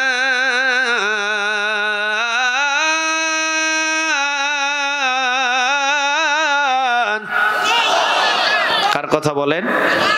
সবাই এটা আমাদের মনে আছে। ইন্নাল্লাহা ইয়া'মুরু বিল আদলি ওয়াল ইহসান ওয়া ইতাইযিল কুরবা ওয়া ইয়ানহা আনিল ফাহশাই ওয়াল মুনকারি ওয়াল বাগই ইয়াইযুকুম লাআল্লাকুম তাযাক্কারুন ফাযকুরুনি আযকুরুকুম ওয়াশকুরুলি ওয়া লা তাকফুরুন। মোবাইল বন্ধ করেন, কাতার সোজা করেন। আলহামদুলিল্লাহ। ইমাম সাহেব এইভাবে বলে না? জি জি। মনে হচ্ছে আয়াতটা কোনটা? প্রতি জুমায় যে আয়াতটা পড়া হয়, ইন্নাল্লাহা ইয়া'মুরু বিল আদলি ওয়াল ইহসান ওয়া ইতাইযিল কুরবা ওয়া ইয়ানহা আনিল ফাহশাই ওয়াল মুনকারি ওয়াল বাগই ইয়াইযুকুম লাআল্লাকুম তাযাক্কারুন ফাযকুরুনি আযকুরুকুম ওয়াশকুরুলি ওয়া লা তাকফুরুন। মোবাইল বন্ধ করেন, কাতার সোজা করেন। কোন সময় বলে এটা? কোন দিন বলে? কোন দিন বলে? জুমার দিন বলে। কে বলে? ইমাম সাহেব বলে। আচ্ছা, ইমাম সাহেব প্রতিদিন জুমায় বলে, কিন্তু ওয়াজ কি ইমাম সাহেব করে? এই এই এই আয়াতের ওয়াজ কি করে? এই আয়াতের ওয়াজ যদি ইমাম সাহেব সঠিকভাবে আপনাদেরকে বোঝাতে চায়, তাহলে চাকরি চলে যাবে, কিন্তু ওই দিনই চাকরি চলে যাবে। ইমাম সাহেবের চাকরি থাকবে। এই জন্য ইমাম সাহেব শুধু আপনাদেরকে আরবিতে মারে, বাংলাতে মারে না। কারণ বাংলাতে মারতে গেলে দেখা গেছে ইমাম সাহেবের চাকরি নেই। আমি তো আর এখানে চাকরি করতে আসি নাই, আমার মারার সুযোগ আছে। আছে না হুজুর? চলেন আমরা আল্লাহর ওয়াজটা, এখানে কিন্তু আল্লাহ ওয়াজ করছেন, আমার ওয়াজ না। ওয়াজটা কার? আল্লাহ। মুফাসসিরিনে কেরাম বলেছেন 30 পারা কোরআনের ভিতরে 6000 শানে নজুলের দিক দিয়ে যদিও আয়াতের সংখ্যা কম, 6666টা আয়াত যদিও আমরা ধরি, শানে নজুলের দিক দিয়ে কয়েকটা আয়াত একটু কম এবং বেশি হতে পারে, শানে নজুলের দিক দিয়ে একটু কম বেশি হয়, যদিও আমরা কোনো প্যাচ না লাগিয়ে সরাসরি বলি 6666টা আয়াত যদিও কোরআনের আছে। 6666টা আয়াত যদি জমিনের ভিতরে আল্লাহ রাব্বুল আলামিন না পাঠাতেন, শুধুমাত্র শুধু সূরা আন-নাহলের এই 90 নম্বর আয়াত যদি আল্লাহ রাব্বুল আলামিন জমিনের ভিতরে নাজিল করে দিতেন, আর এই আয়াত অনুযায়ী যদি জমিনের সকল মানুষগুলো এই ওয়াজ অনুযায়ী আমল করা শুরু করে দিত, মুফাসসিরিনে কেরাম বলেন বাকি কোরআনের এত আয়াতের কোনো প্রয়োজন ছিল না, এই আয়াত অনুযায়ী সব মানুষ জান্নাতি হয়ে যেত। ওমর রাদিয়াল্লাহু তাআলা আনহু তিনি আয়াতটাকে এত গুরুত্বপূর্ণ মনে করলেন, প্রতি জুমায় তিনি আয়াতটা পড়ার জন্য হুকুম দিলেন। সুবহানাল্লাহ বলবেন না? আচ্ছা বলেন এই আয়াতের দামটা কম না বেশি? সবচাইতে দামি আয়াত আয়াতুল কুরসি, আয়াতুল কুরসি। তো আয়াতুল কুরসিতে সকল গুণগান কার? আরো জোরে বলতে হবে কার? আল্লাহর। এই জন্য এটার সবচেয়ে মূল্য বেশি আয়াতের ভিতরে। আর সূরা আন-নাহলের 90 নম্বর আয়াতের ভিতরে যেই ওয়াজ আল্লাহ করেছেন, এই ওয়াজটা হলো কোরআনের ভিতরে শ্রেষ্ঠ ওয়াজ। সুবহানাল্লাহ বলেন। আল্লাহ রাব্বুল আলামিন এখানে 9টা, 3টা আদেশ, 3টা নিষেধ। আল্লাহ বলছেন 3টা ধরো, 3টা সবাই বুদ্ধি করে বলেন 3টা ধরো, 3টা ছাড়ো। বলেন 3টা ধরো, 3টা ছাড়ো। ধরবেন কয়টা? কয়টা? ছাড়বেন কয়টা? 3টা ধরবেন, 3টা ছাড়বেন। জান্নাতের পথ সহজ করে দিবেন তিনি কে? 3টা ধরবেন, 3টা ছাড়বেন। আল্লাহ রাব্বুল আলামিন বলছেন ইন্নাল্লাহা ইয়া'মুরু বিল আদলি ওয়াল ইহসান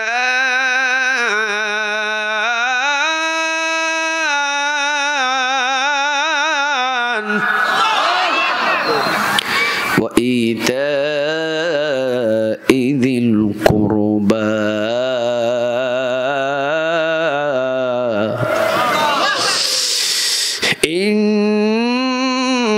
ইন্নাল্লাহা ইয়া'মুরু বিল আদলি ওয়াল ইহসানি ওয়া ইতা'i যিল কুরবা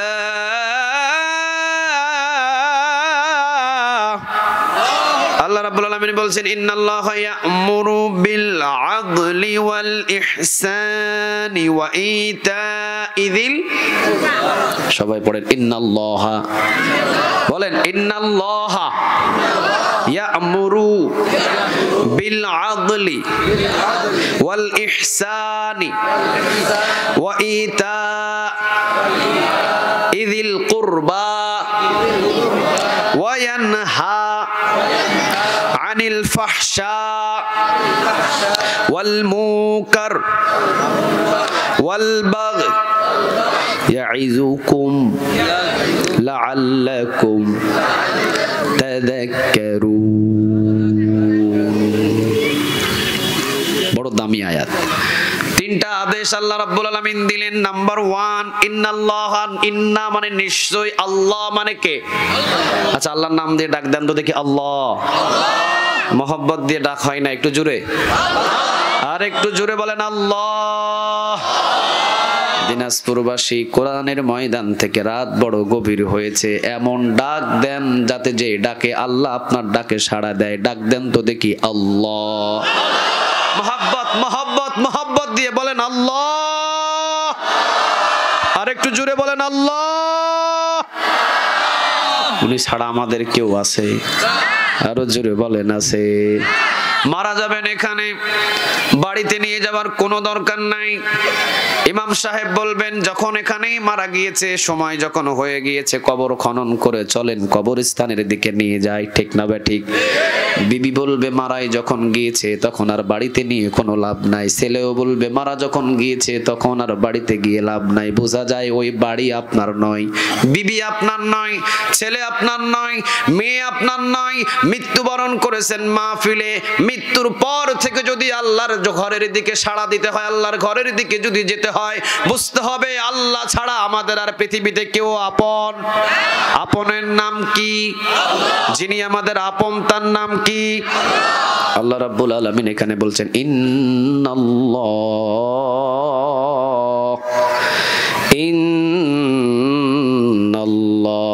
নিশ্চয়ই আল্লাহ রাব্বুল আলামিন ইয়ামুরু, তিনি আদেশ দিচ্ছেন, তিনি ধরতে বলছেন। কয়টা? আরো জোরে বলেন কয়টা? আদল, আইন, দাল, লাম, আদল। আল্লাহ বলছেন নিশ্চয় আমি আল্লাহ রাব্বুল আলামিন আদেশ করেছি আদল, ইনসাফ ওয়ালা হয়ে যাও, ন্যায় পরায়ণ ওয়ালা হয়ে যাও। সুবহানাল্লাহ বলবেন না? ইনসাফ ওয়ালা। জীবনে কোনোদিন কোনো জায়গায় কখনো কোনো সময় কখনো দুই নম্বরই করা যাবে না। জীবনে নিজের জন্য শুধুমাত্র 16 আনা, অন্যের জন্য 12 আনা, এমনটাও করা যাবে না। হুকুম টাকা আদলের কথাগুলো যদি বলতে যাই ভেঙে ভেঙে তাহলে অনেক সময়ের প্রয়োজন, যেহেতু আমি সব সময় আপনাদেরকে নিব না, আমি শুধু একটু ব্যাখ্যা দিয়ে টাচ দিয়ে চলে যাব। আইন, দাল্লাম, আদল, ইনসাফ ওয়ালা হয়ে যাও। কার কথা বলেন? আর জোরে আওয়াজ দিয়ে বলেন কার? আল্লাহ রাব্বুল আলামিন বলেছেন ন্যায় পরায়ণতা হয়ে যাও, ইনসাফ ওয়ালা হয়ে যাও। সাবআতু ইউযিল্লুহুমুল্লাহু ফি যিল্লিহি ইয়াওমা লা যিল্লা ইল্লা যিল্লুহু, ইমামুল আদিল وشاب نشأ في عبادة الله ورجل قلبه معلق في المساجد। سبحان الله বলবেন না?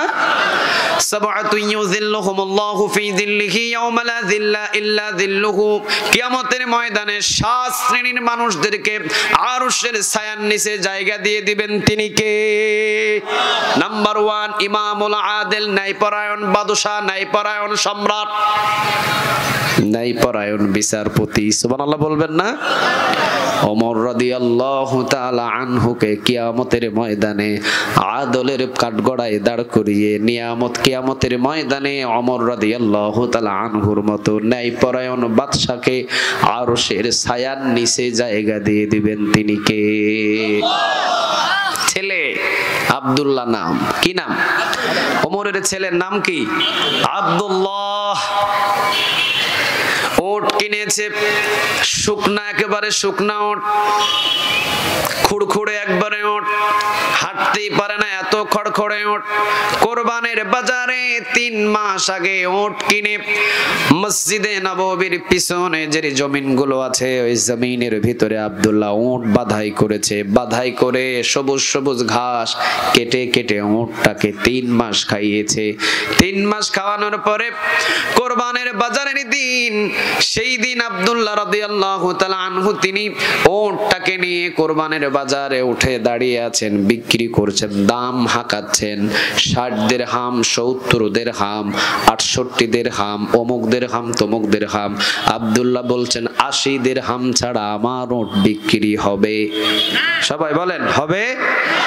ক্রেতাদের দাম অনেক থাকে, বিক্রেতার দাম কয়টা? কথা বলেন কয়টা? এত হলে বেচবো, এছাড়া বেচবো না। আব্দুল্লাহ বলছেন 80 দিরহাম দিতে হবে। কত দিরহাম? 80 দিরহাম। 80 দিরহাম দিতে হবে। ওমর রাদিয়াল্লাহু তাআলা আনহু তিনি যখন সামনে এসেছে, ওমর রাদিয়াল্লাহু তাআলা আনহু তিনি সামনে এসে দেখে নিজের ছেলে আব্দুল্লাহ। কি আমার ছেলে আব্দুল্লাহ তখন কিন্তু তিনি প্রেসিডেন্ট। কি ছিলেন? প্রেসিডেন্ট। 12.5 লক্ষ বর্গ মাইলের প্রেসিডেন্ট ওমর রাদিয়াল্লাহু তাআলা আনহু। চিৎকার দিয়ে পড়েন আল্লাহু আকবার। তিনি হলেন প্রেসিডেন্ট। উনি চিন্তা করলেন আমার ছেলে আব্দুল্লাহ কোন দিন উটের মালিক হলো, আমি নিজেই টের পাইলাম না। কোথাও তো আবার আমার নাম বিক্রি করে নিয়ে আসে নাই। প্রেসিডেন্টের ছেলে, আমাদের সমাজে যেমন চেয়ারম্যানের বোন নাই, কিন্তু এলাকায় চেয়ারম্যানের বোন হিসাবে পরিচয় দিয়ে বহু কিছু ফায়দা লুটে ফেলে, আছে না নাই? চেয়ারম্যানের শালাই নাই, কিন্তু বহু জায়গায় অফিসের কাজ করতে গিয়ে চেয়ারম্যানের শালার পরিচয় দেয়, এলাকায় আছে না নাই? চেয়ারম্যানের অথবা এমপির ছোট ভাই নাই, বহু জায়গায় কয় আমি এমপির ছোট ভাই, কয় না? কথা বলেন, কয় না? ওমর রাদিয়াল্লাহু তাআলা আনহু তিনি চিন্তা করলেন, কিরে আমার ছেলে আব্দুল্লাহ কোনোভাবে কোনো মানুষের কাছ থেকে জোর করে পূর্বক করে জুলুম করে উট কোথাও থেকে নিয়ে আসছে কিনা যাচাই করা দরকার। সামনে গিয়ে সালাম দিলেন, কামা হাযা ইয়া আব্দুল্লাহ, কামা হাযা ইয়া আব্দুল্লাহ, তোমার এই উটের দাম কত বাবা? ওমর কিন্তু চিনে না, ওমরের মুখের ভিতরে কি বাঁধা? গামছা বাঁধা। কি বাঁধা? গামছা, মাস্ক। ওমর রাদিয়াল্লাহু তাআলা আনহু এসেছেন কুরবানের বাজারটাকে তালাশ করার জন্য, যে কুরবানের বাজারে কেউ পশুর দাম বেশি নেয় নাকি পশুর দাম কেউ কম নেয়, পশুর দাম ঠিকঠাক আছে নাকি দুর্নীতি চলছে, নিজে চোখে দেখার জন্য ছদ্মবেশে ওমর একাই চলে এসেছেন। চিৎকার দিয়ে পড়েন আল্লাহু আকবার। একা এসেছেন উনি। এসে দেখে কুরবানের বাজারে নিজের ছেলে আব্দুল্লাহ রাদিয়াল্লাহু তাআলা আনহু একটা উট নিয়ে দাঁড়িয়ে আছে। ওমর রাদিয়াল্লাহু তাআলা আনহু কাছে গিয়ে সালাম দিয়ে জিজ্ঞাসা, কামা হাযা ইয়া আব্দুল্লাহ, বাবা তোমার এই উটের দাম কত? ওমর চিনে নাই যে এটা ওমর। আব্দুল্লাহ বলে 80 দিরহাম। কত দিরহাম? 80 দিরহাম। ওমর রাদিয়াল্লাহু তাআলা আনহু তিনি বলেন, কত দিয়ে কিনছিলা বাবা? ওমর রাদিয়াল্লাহু তাআলা আনহুর কথায় আব্দুল্লাহ এবার বলে, কিনছিলাম 60 দিরহাম, বিক্রি করব কত দিরহাম? 80 দিরহাম। 80 দিরহাম হলে ছেড়ে দেব, এছাড়া আমার বিক্রি করার কোনো প্রয়োজন নাই। 80 দিরহাম দিতে হবে। 80 দিরহাম। চলে গেলেন ওমর। একটু পরে ঘুরে মুখের গামছাটা খুলে আব্দুল্লাহর সামনে যখন দাঁড়িয়েছেন, আব্দুল্লাহ চমকে উঠে দাঁড়ায় বলে, বাবা সালাম। আপনি? হ আমি। আপনি আসছেন কুরবানের বাজারে? হ আমি আসছি কুরবানের বাজারে। নেতাগিরির নাম শুধু এসি গাড়িতে করে রাস্তায় রাস্তায় ঘোরার নাম নেতাগিরি নয়।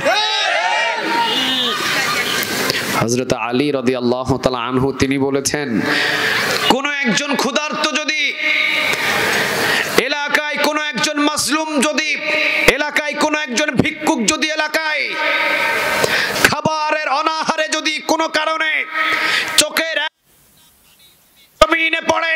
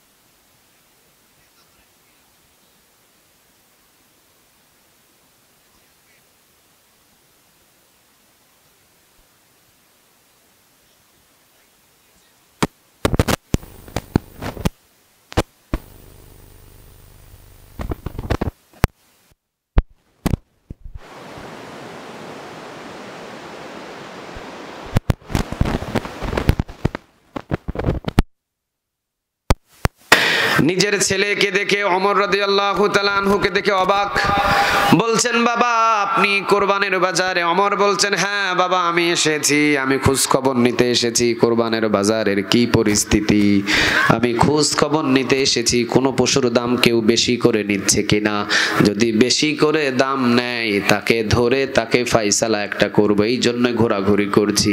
আমি ওমর যদি সবাই দেখে চিনে ফেলে তাহলে আসল পরিচয় তো পাবো না। পাওয়া যাবে? কথা বলেন, পাওয়া যাবে না, আসল পরিচয় পাবো না। এই জন্য আমি চেহারাটা গোপন করে এসেছি। যেমন তোমার কাছে আমি তোমার পশুর দামটা জিজ্ঞাসা করলাম, তুমি বললা 60 দিরহাম দিয়ে কিনেছো, 3 মাস লালন পালন করার পরে এখন তুমি 60 দিরহাম না 80 দিরহাম দিয়ে বিক্রি করবা। এই জন্য তোমার পশুর দাম সঠিক আছে, নিয়মের ভিতরে আছে।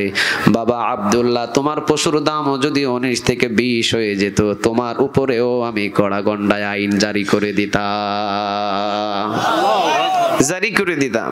এবার বাবা হিসাব দাও আমার কাছে। ওমর এবার হিসাব নিচ্ছেন, দেখেন কি হিসাব। বলছে আচ্ছা তুমি উট কিনছো কয়দিন আগে? 3 মাস আগে। টাকা পাইছো কই? এবার আব্দুল্লাহ থমকে গেলেন, থমকে গিয়ে বলছেন আব্বু আপনি আমাকে কি অবিশ্বাস করেন? না, তোমার অবিশ্বাস করি না, হিসাব দিতে হবে। টাকা পাইছো কই? আব্দুল্লাহ বলছেন নিজের মায়ের কাছ থেকে 30 দিরহাম ধার করেছি, আর আমার কাছে 30 দিরহাম, দুইটা যোগ করে 60 দিরহাম। ওমর রাদিয়াল্লাহু তাআলা আনহু তিনি বললেন হ্যাঁ, তোমার মায়ের কাছ থেকে 30 দিরহাম নিয়েছো, তোমার মাকে জিজ্ঞাসা করলেই তো সঠিক উত্তরটা বাহির হয়ে যাবে। সুবহানাল্লাহ বলবেন না? বাহির হয়ে যাবে। একটা পাইলাম যে 60 দিরহাম দিয়ে কিনেছো। এবার বলো উট তুমি কোথায় লালন পালন করেছো? তোমার তো উটের খামার নাই, তোমার তো উটের কোনো খামার নাই, তোমার তো নিজস্ব কোনো জমি নাই, তোমার বাবারও তো নিজস্ব কোনো খামার নাই, কোথায় লালন পালন করলা? এইটার হিসাব দাও। আব্দুল্লাহ বলছেন বাবা 3 মাস আগে উট কিনেছিলাম, আপনি মদিনায় যেখানে রাষ্ট্র পরিচালনা করার বিচার সালিশ করেন, মসজিদে নববীর পিছনের যেই জমিনগুলো খালি আছে ওই জমিনের ভিতরে উটটা বাঁধাই করছিলাম। সেখানে বেঁধে 3 মাস মসজিদে নববীর পিছনের যেই জমিনগুলো আছে ওই জমিনগুলো থেকে সবুজ সবুজ ঘাসগুলো কেটে কেটে 3 মাস যাবত এই উটটাকে আমি খাইয়েছি। 3 মাস পরে কোরবানের বাজারে এখন বিক্রি করতে এসেছি, এখন 80 দিরহাম দাম দিয়ে বিক্রি করব। ওমর রাদিয়াল্লাহু তাআলা আনহু বললেন বাবা আমার ফয়সালাটা শোনো।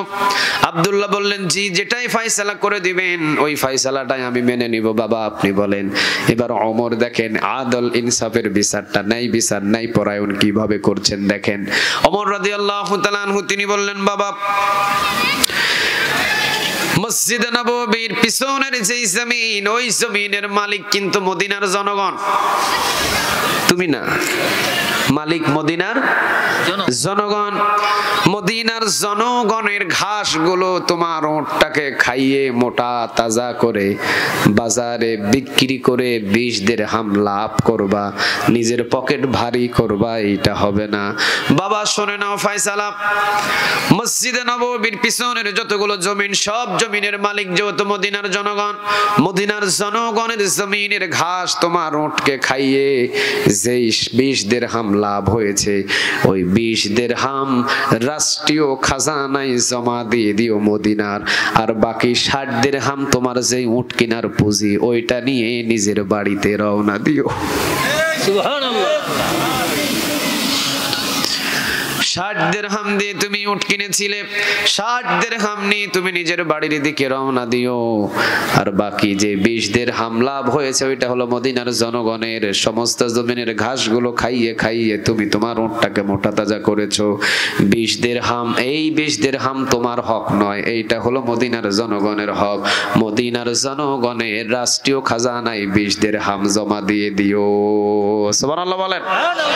কিয়ামতের ময়দানে এরকম ন্যায় পরায়ণ আদলদেরকে ডেকে আরশের ছায়ার নিচে জায়গা দিয়ে দিবেন। তিনি কে? ইনসাফওয়ালা হতে বলেছেন কে? তিনি বলেন, আরো জোরে বলেন কে? এত ইনসাফওয়ালা ছিলেন তিনি। আলী রাদিয়াল্লাহু তাআলা আনহু তিনি এসেছেন, সালাম দিলেন। ওমর রাদিয়াল্লাহু তাআলা আনহু ঘরের ভিতরে বললেন আমি কি আসতে পারি? আলী রাদিয়াল্লাহু তাআলা আনহুকে ওমর রাদিয়াল্লাহু তাআলা আনহু তিনি বললেন হ্যাঁ আলী আসো। আলী রাদিয়াল্লাহু তাআলা আনহু সামনে এসে বসলেন। ওমর রাদিয়াল্লাহু তাআলা আনহু তিনি তিনি রাষ্ট্রীয় কাজগুলো লেখালেখি করছেন। সামনে একটা চেরাগ বাতি জ্বালানো, চেরাগ বাতি চিনেন? চেরাগ বাতি চিনেন? চেরাগ বাতি জ্বালানো আছে সামনে। চেরাগ বাতি জ্বালিয়ে ওমর রাদিয়াল্লাহু তাআলা আনহু তিনি রাষ্ট্রীয় লেখাগুলো লিখছেন। লিখতে লিখতে লিখতে লিখতে আলীর সালাম দেখে লেখা বন্ধ করে দিলেন। এরপরে বললেন, ভাই আলী আসছেন, কি প্রয়োজন? আলী রাদিয়াল্লাহু তাআলা আনহু তিনি বলছেন, ভাই আমার ব্যক্তিগত একটা পরামর্শের জন্য আমি আপনার কাছে এসেছি। ফু দিয়ে বাতির চেরাগ বাতিটা নিভিয়ে দিলেন। আল্লাহু আকবার। ফু দিয়ে চেরাগ বাতি নিভিয়ে দিলেন। আলী রাদিয়াল্লাহু তাআলা আনহু অন্ধকারের ভিতরে ওমর রাদিয়াল্লাহু তাআলা আনহুকে বললেন, ভাই ওমর, আপনার সামনে আমি কথা বলতে আসলাম কিছু পরামর্শের জন্য। আপনি ফু দিয়ে চেরাগ বাতিটা নিভিয়ে দিলেন, কথা বলবো কিভাবে? আলী রাদিয়াল্লাহু তাআলা আনহুর সামনে ওমর এবার বলছেন, ভাই আলী, আপনার যদি রাষ্ট্রীয় কোনো প্রয়োজন থাকতো তাহলে আমি চেরাগ বাতিটা এতক্ষণ পর্যন্ত জ্বালায়া রাখতাম, কিন্তু নিজের ব্যক্তিগত আপনার যেহেতু গল্প অথবা পরামর্শ করার জন্য আপনি এসেছেন, ব্যক্তিগত গল্প করার জন্য যদি আমি ওমর 12.5 লক্ষ বর্গ মাইলের জনগণের এই চেরাগ বাতির তেল আমি ওমর যদি জ্বালাই, কিয়ামতের ময়দানে আমি ওমরকে কাঠ গড়ায় দাঁড় করাবেন তিনি কে?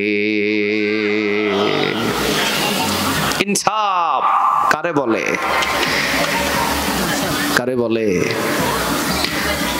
ওমর রাদিয়াল্লাহু তাআলা আনহুর আগে ছিলেন আবু বকর সিদ্দিক রাদিয়াল্লাহু তাআলা আনহু। তিনি বেশি দিন রাষ্ট্রপ্রধান ছিলেন না, 2 থেকে 2.5 বছর তিনি ছিলেন। আবু বকর সিদ্দিক রাদিয়াল্লাহু তাআলা আনহু তিনি বেশি দিন রাষ্ট্রপ্রধান ছিলেন না, 2 থেকে 2.5 বছরের মতো তিনি রাষ্ট্র পরিচালনা করেছেন। 2 থেকে 2.5 বছরের ভিতরে আবু বকর সিদ্দিক রাদিয়াল্লাহু তাআলা আনহুর বিবি একদিন আবু বকরকে বলছেন, আপনি তো প্রেসিডেন্ট মানুষ, আপনি তো ভালোভাবে জানেন আমি একটু মিষ্টি বেশি পছন্দ করি, আমার জন্য একটু পায়েসের ব্যবস্থা করে দেন, আমি একটু ঘরের ভিতরে পায়েস রান্না করে খেতে চাই। আবু বকর সিদ্দিক রাদিয়াল্লাহু তাআলা আনহু তিনি বললেন, বিবিরে, পকেটে এখন টাকা নাই, প্রেসিডেন্টের পকেটে টাকা নাই,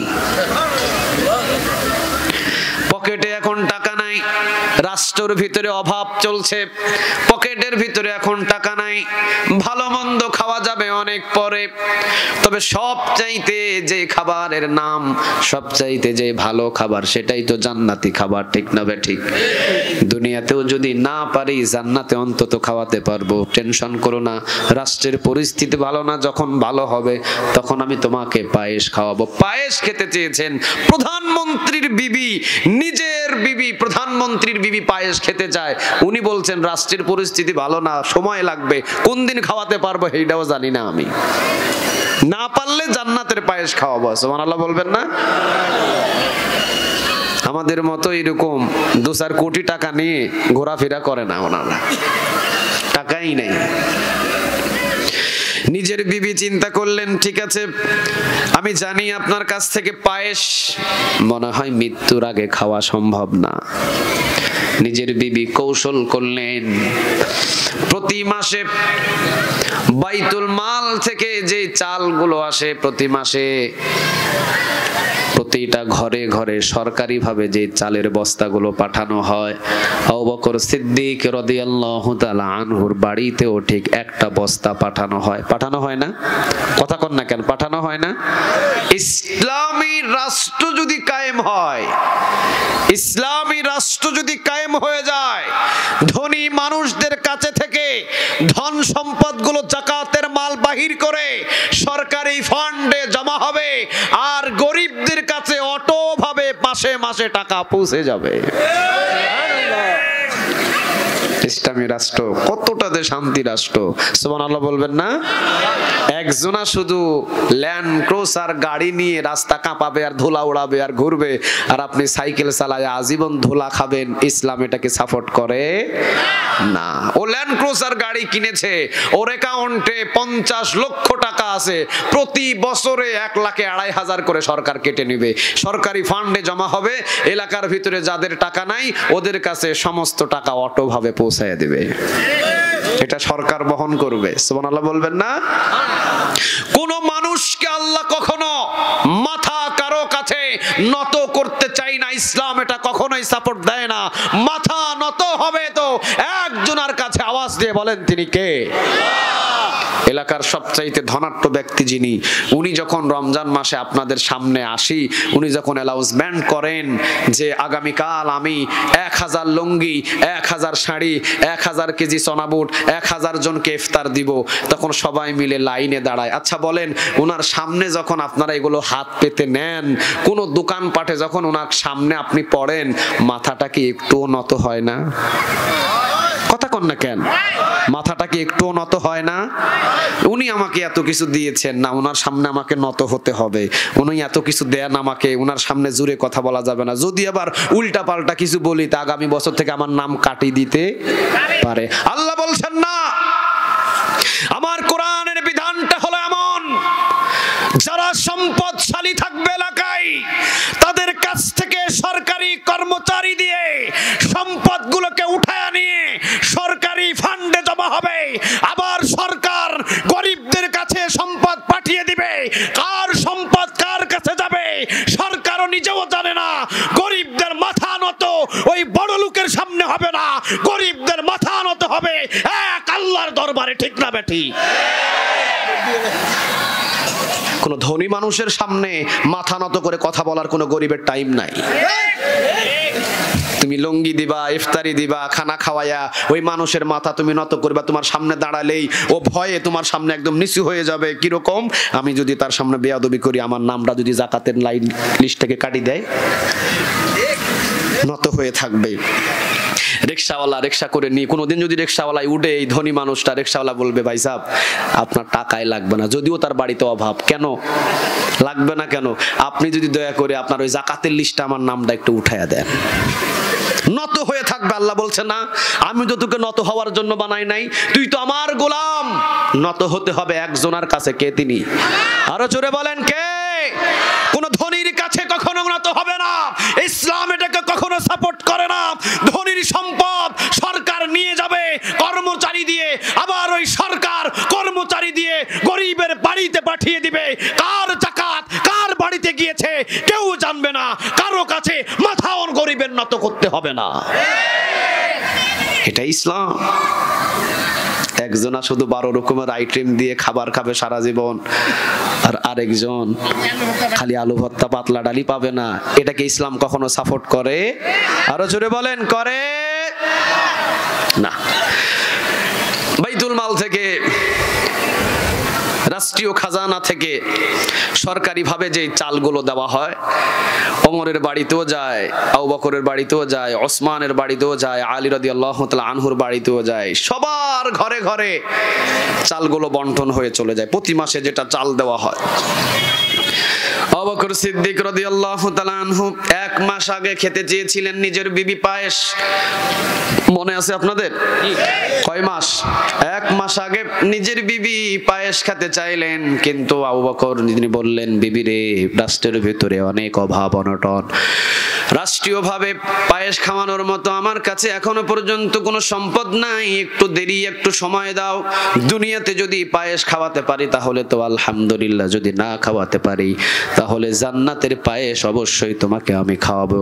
একটা আশা দিলেন। নিজের বিবি চিন্তা করলেন, বুঝে গেছি, যেই মানুষ ইসলামের জন্য ঘরের ভিতরে একটা স্বর্ণমুখী সুইও রাখে না, আল্লাহর রাস্তায় দান করে দেয়। সুবহানাল্লাহ বলবেন না?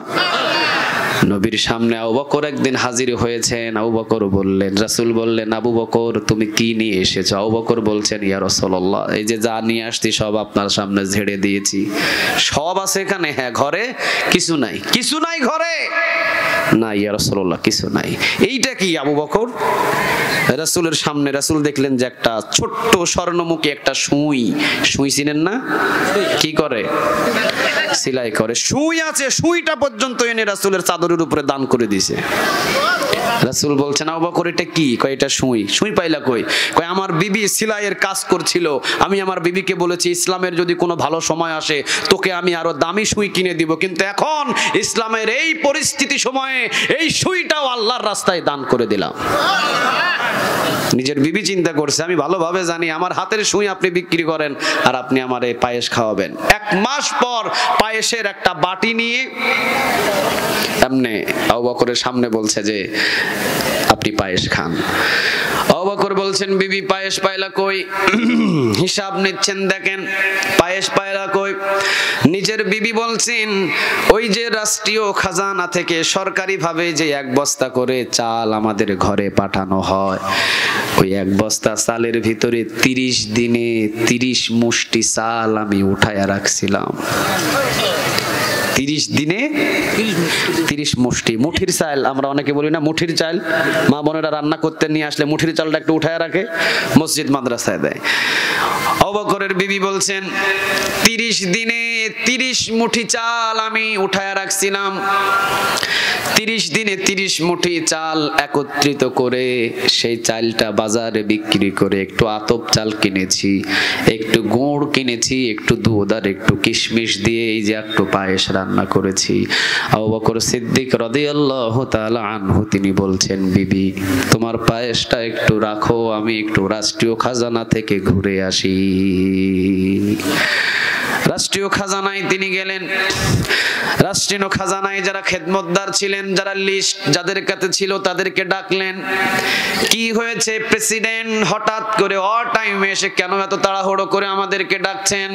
আবু বকর সিদ্দিক রাদিয়াল্লাহু তাআলা আনহু তিনি বলছেন শোনো, আগামী মাস থেকে আমার ঘরে যে চালের বস্তা পাঠাও তোমরা, ওই চালের বস্তা থেকে 30 মুষ্টি চাল উঠায় নিয়ে তোমরা রেখে দিবা, কারণ এ যাবত আমার ঘরে 30 মুষ্টি চাল বেশি গিয়েছে।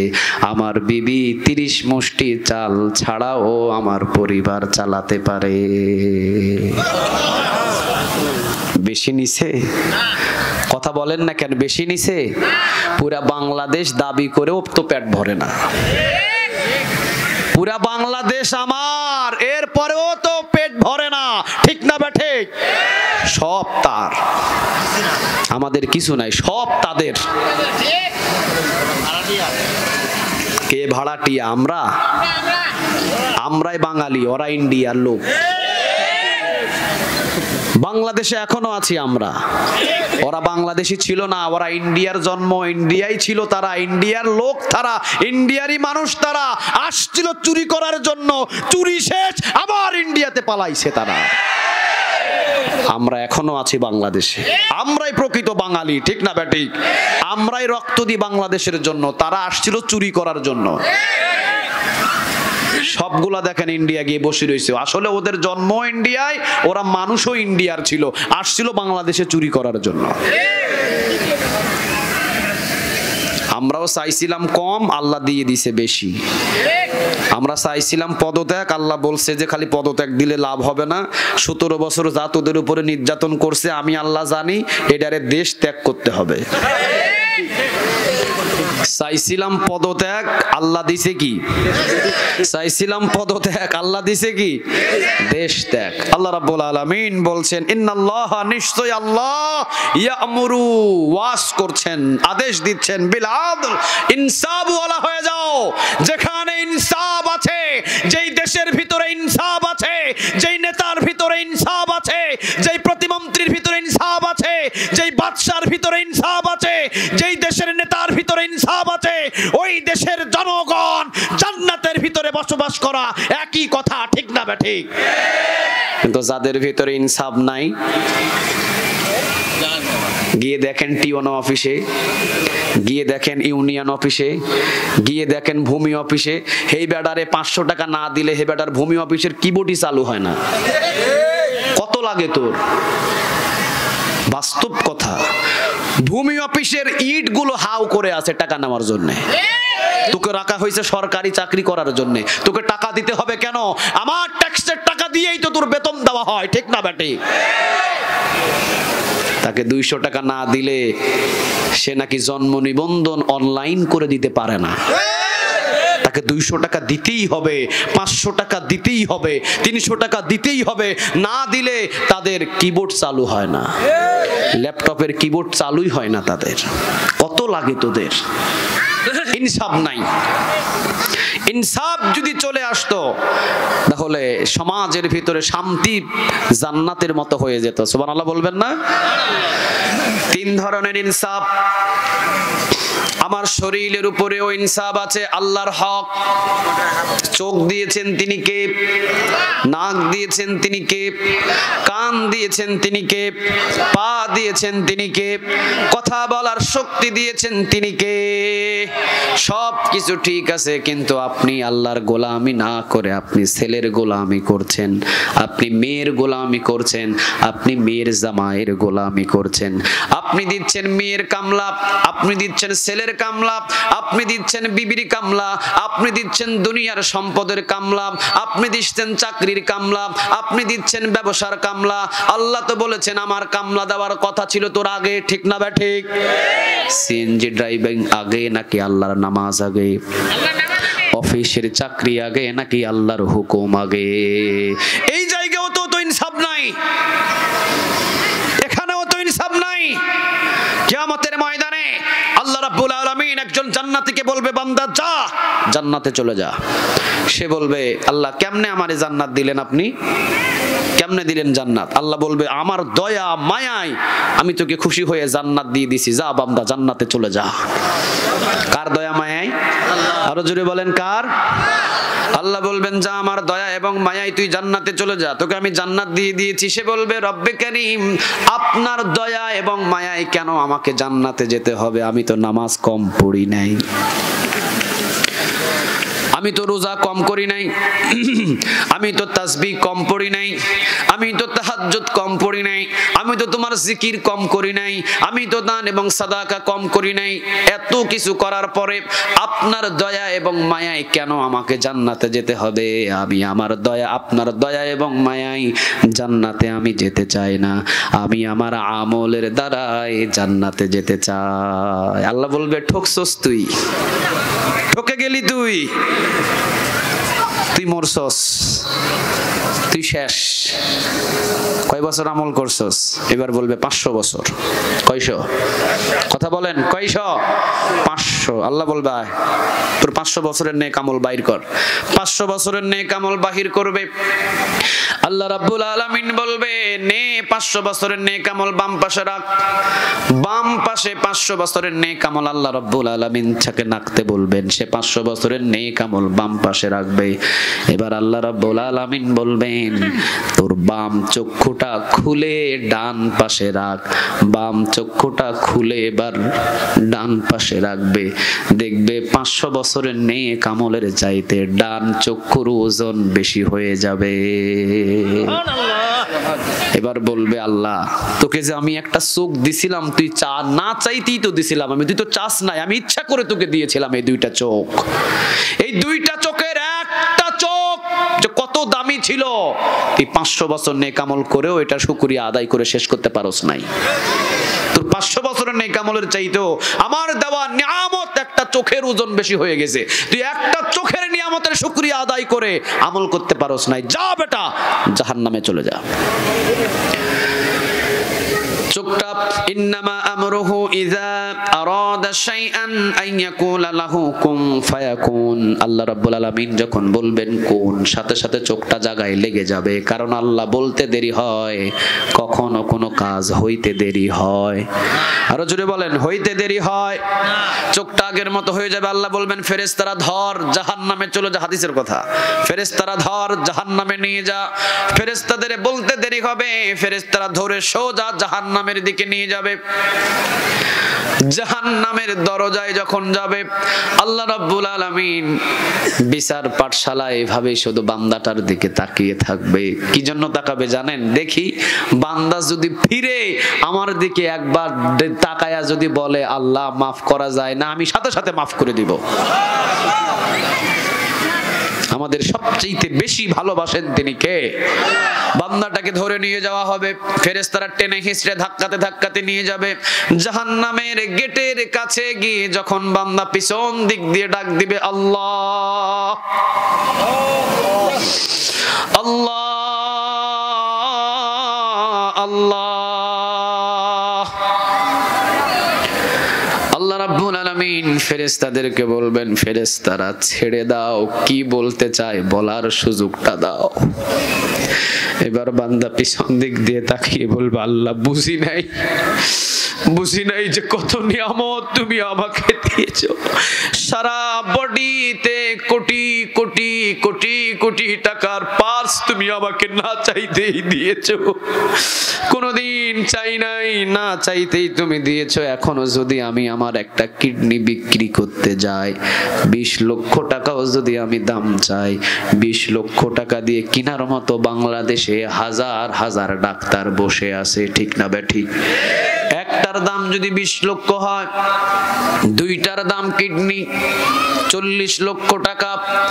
একটা চোখ যদি আমি খুলে বিক্রি করি, ডাক্তার অন্তত 50 লক্ষ টাকা দিয়ে কেনার জন্য বসে আছে। দুইটা চক্ষু যদি আমি বিক্রি করি, 1 কোটি টাকা দিয়ে কেনার জন্য বাংলাদেশে বসে আছে, ঠিক না বেঠিক? পুরা শরীরের এক একটা পার্স যদি আমি বিক্রি করি, এক একটা পার্স খুলে খুলে কোটি কোটি টাকা দিয়ে বিক্রি করলে কোটি কোটি টাকা দিয়ে কেনার মতো বাংলাদেশে মানুষ আছে। কিন্তু আমি তো কোনোদিন আল্লাহর কাছে চাই নাই, খুশি হয়ে যে এতগুলো পার্স আল্লাহ রাব্বুল আলামিন আমাকে লাগায়া দিলেন। আল্লাহ রাব্বুল আলামিনের সেই দিন দরবারে দাঁড়িয়ে বলবে, আল্লাহ বুঝি নাই, এই জন্য তোমার সাথে আমি তর্ক লেগেছি। আল্লাহ জাহান্নামে ফেলে দেওয়ার আগে কি আমাকে মাফ করা যায় না? আল্লাহ বলবেন, বান্দা সামনের দিকে আর 1 কদম দিস না, সোজা জান্নাতের দিকে কদমটা বাড়া,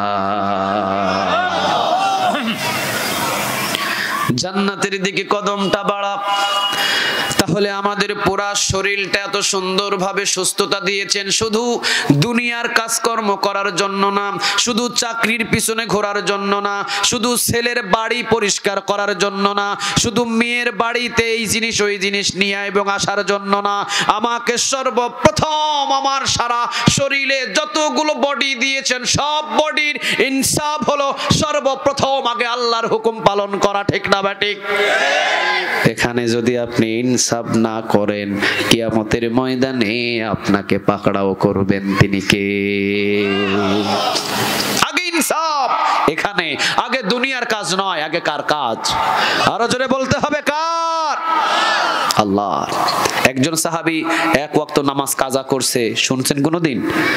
কথা কন না কেন, শুনছেন? আমার রাসূল 1 ওয়াক্ত নামাজ কাজা করছে, শুনছেন কোনদিন?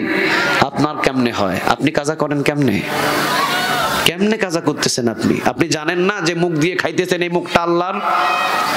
আপনি জানেন না যে জিহ্বা দিয়ে স্বাদ নিচ্ছেন এই জিহ্বাটা আল্লাহর? আপনি জানেন না যে ঠোঁট দিয়ে টানতেছেন আকিস বিড়ি এই ঠোঁটটা আল্লাহর? আপনি কি জানেন না যে চোখ দিয়ে দেখছেন এই চোখটা কার? সবকিছু যদি তার হয়, তাহলে তার হুকুম আগে পালন করতে হবে। এখানে আপনাকে ইনসাফ কায়েম করতে হবে, ঠিক না বেঠিক? আগে কার কাজ? আরো জোরে বলতে হবে, কার? ইন্নাল্লাহা ইয়া'মুরু বিল আদল। 11টা 37 বাজে। ওয়াল ইহসান।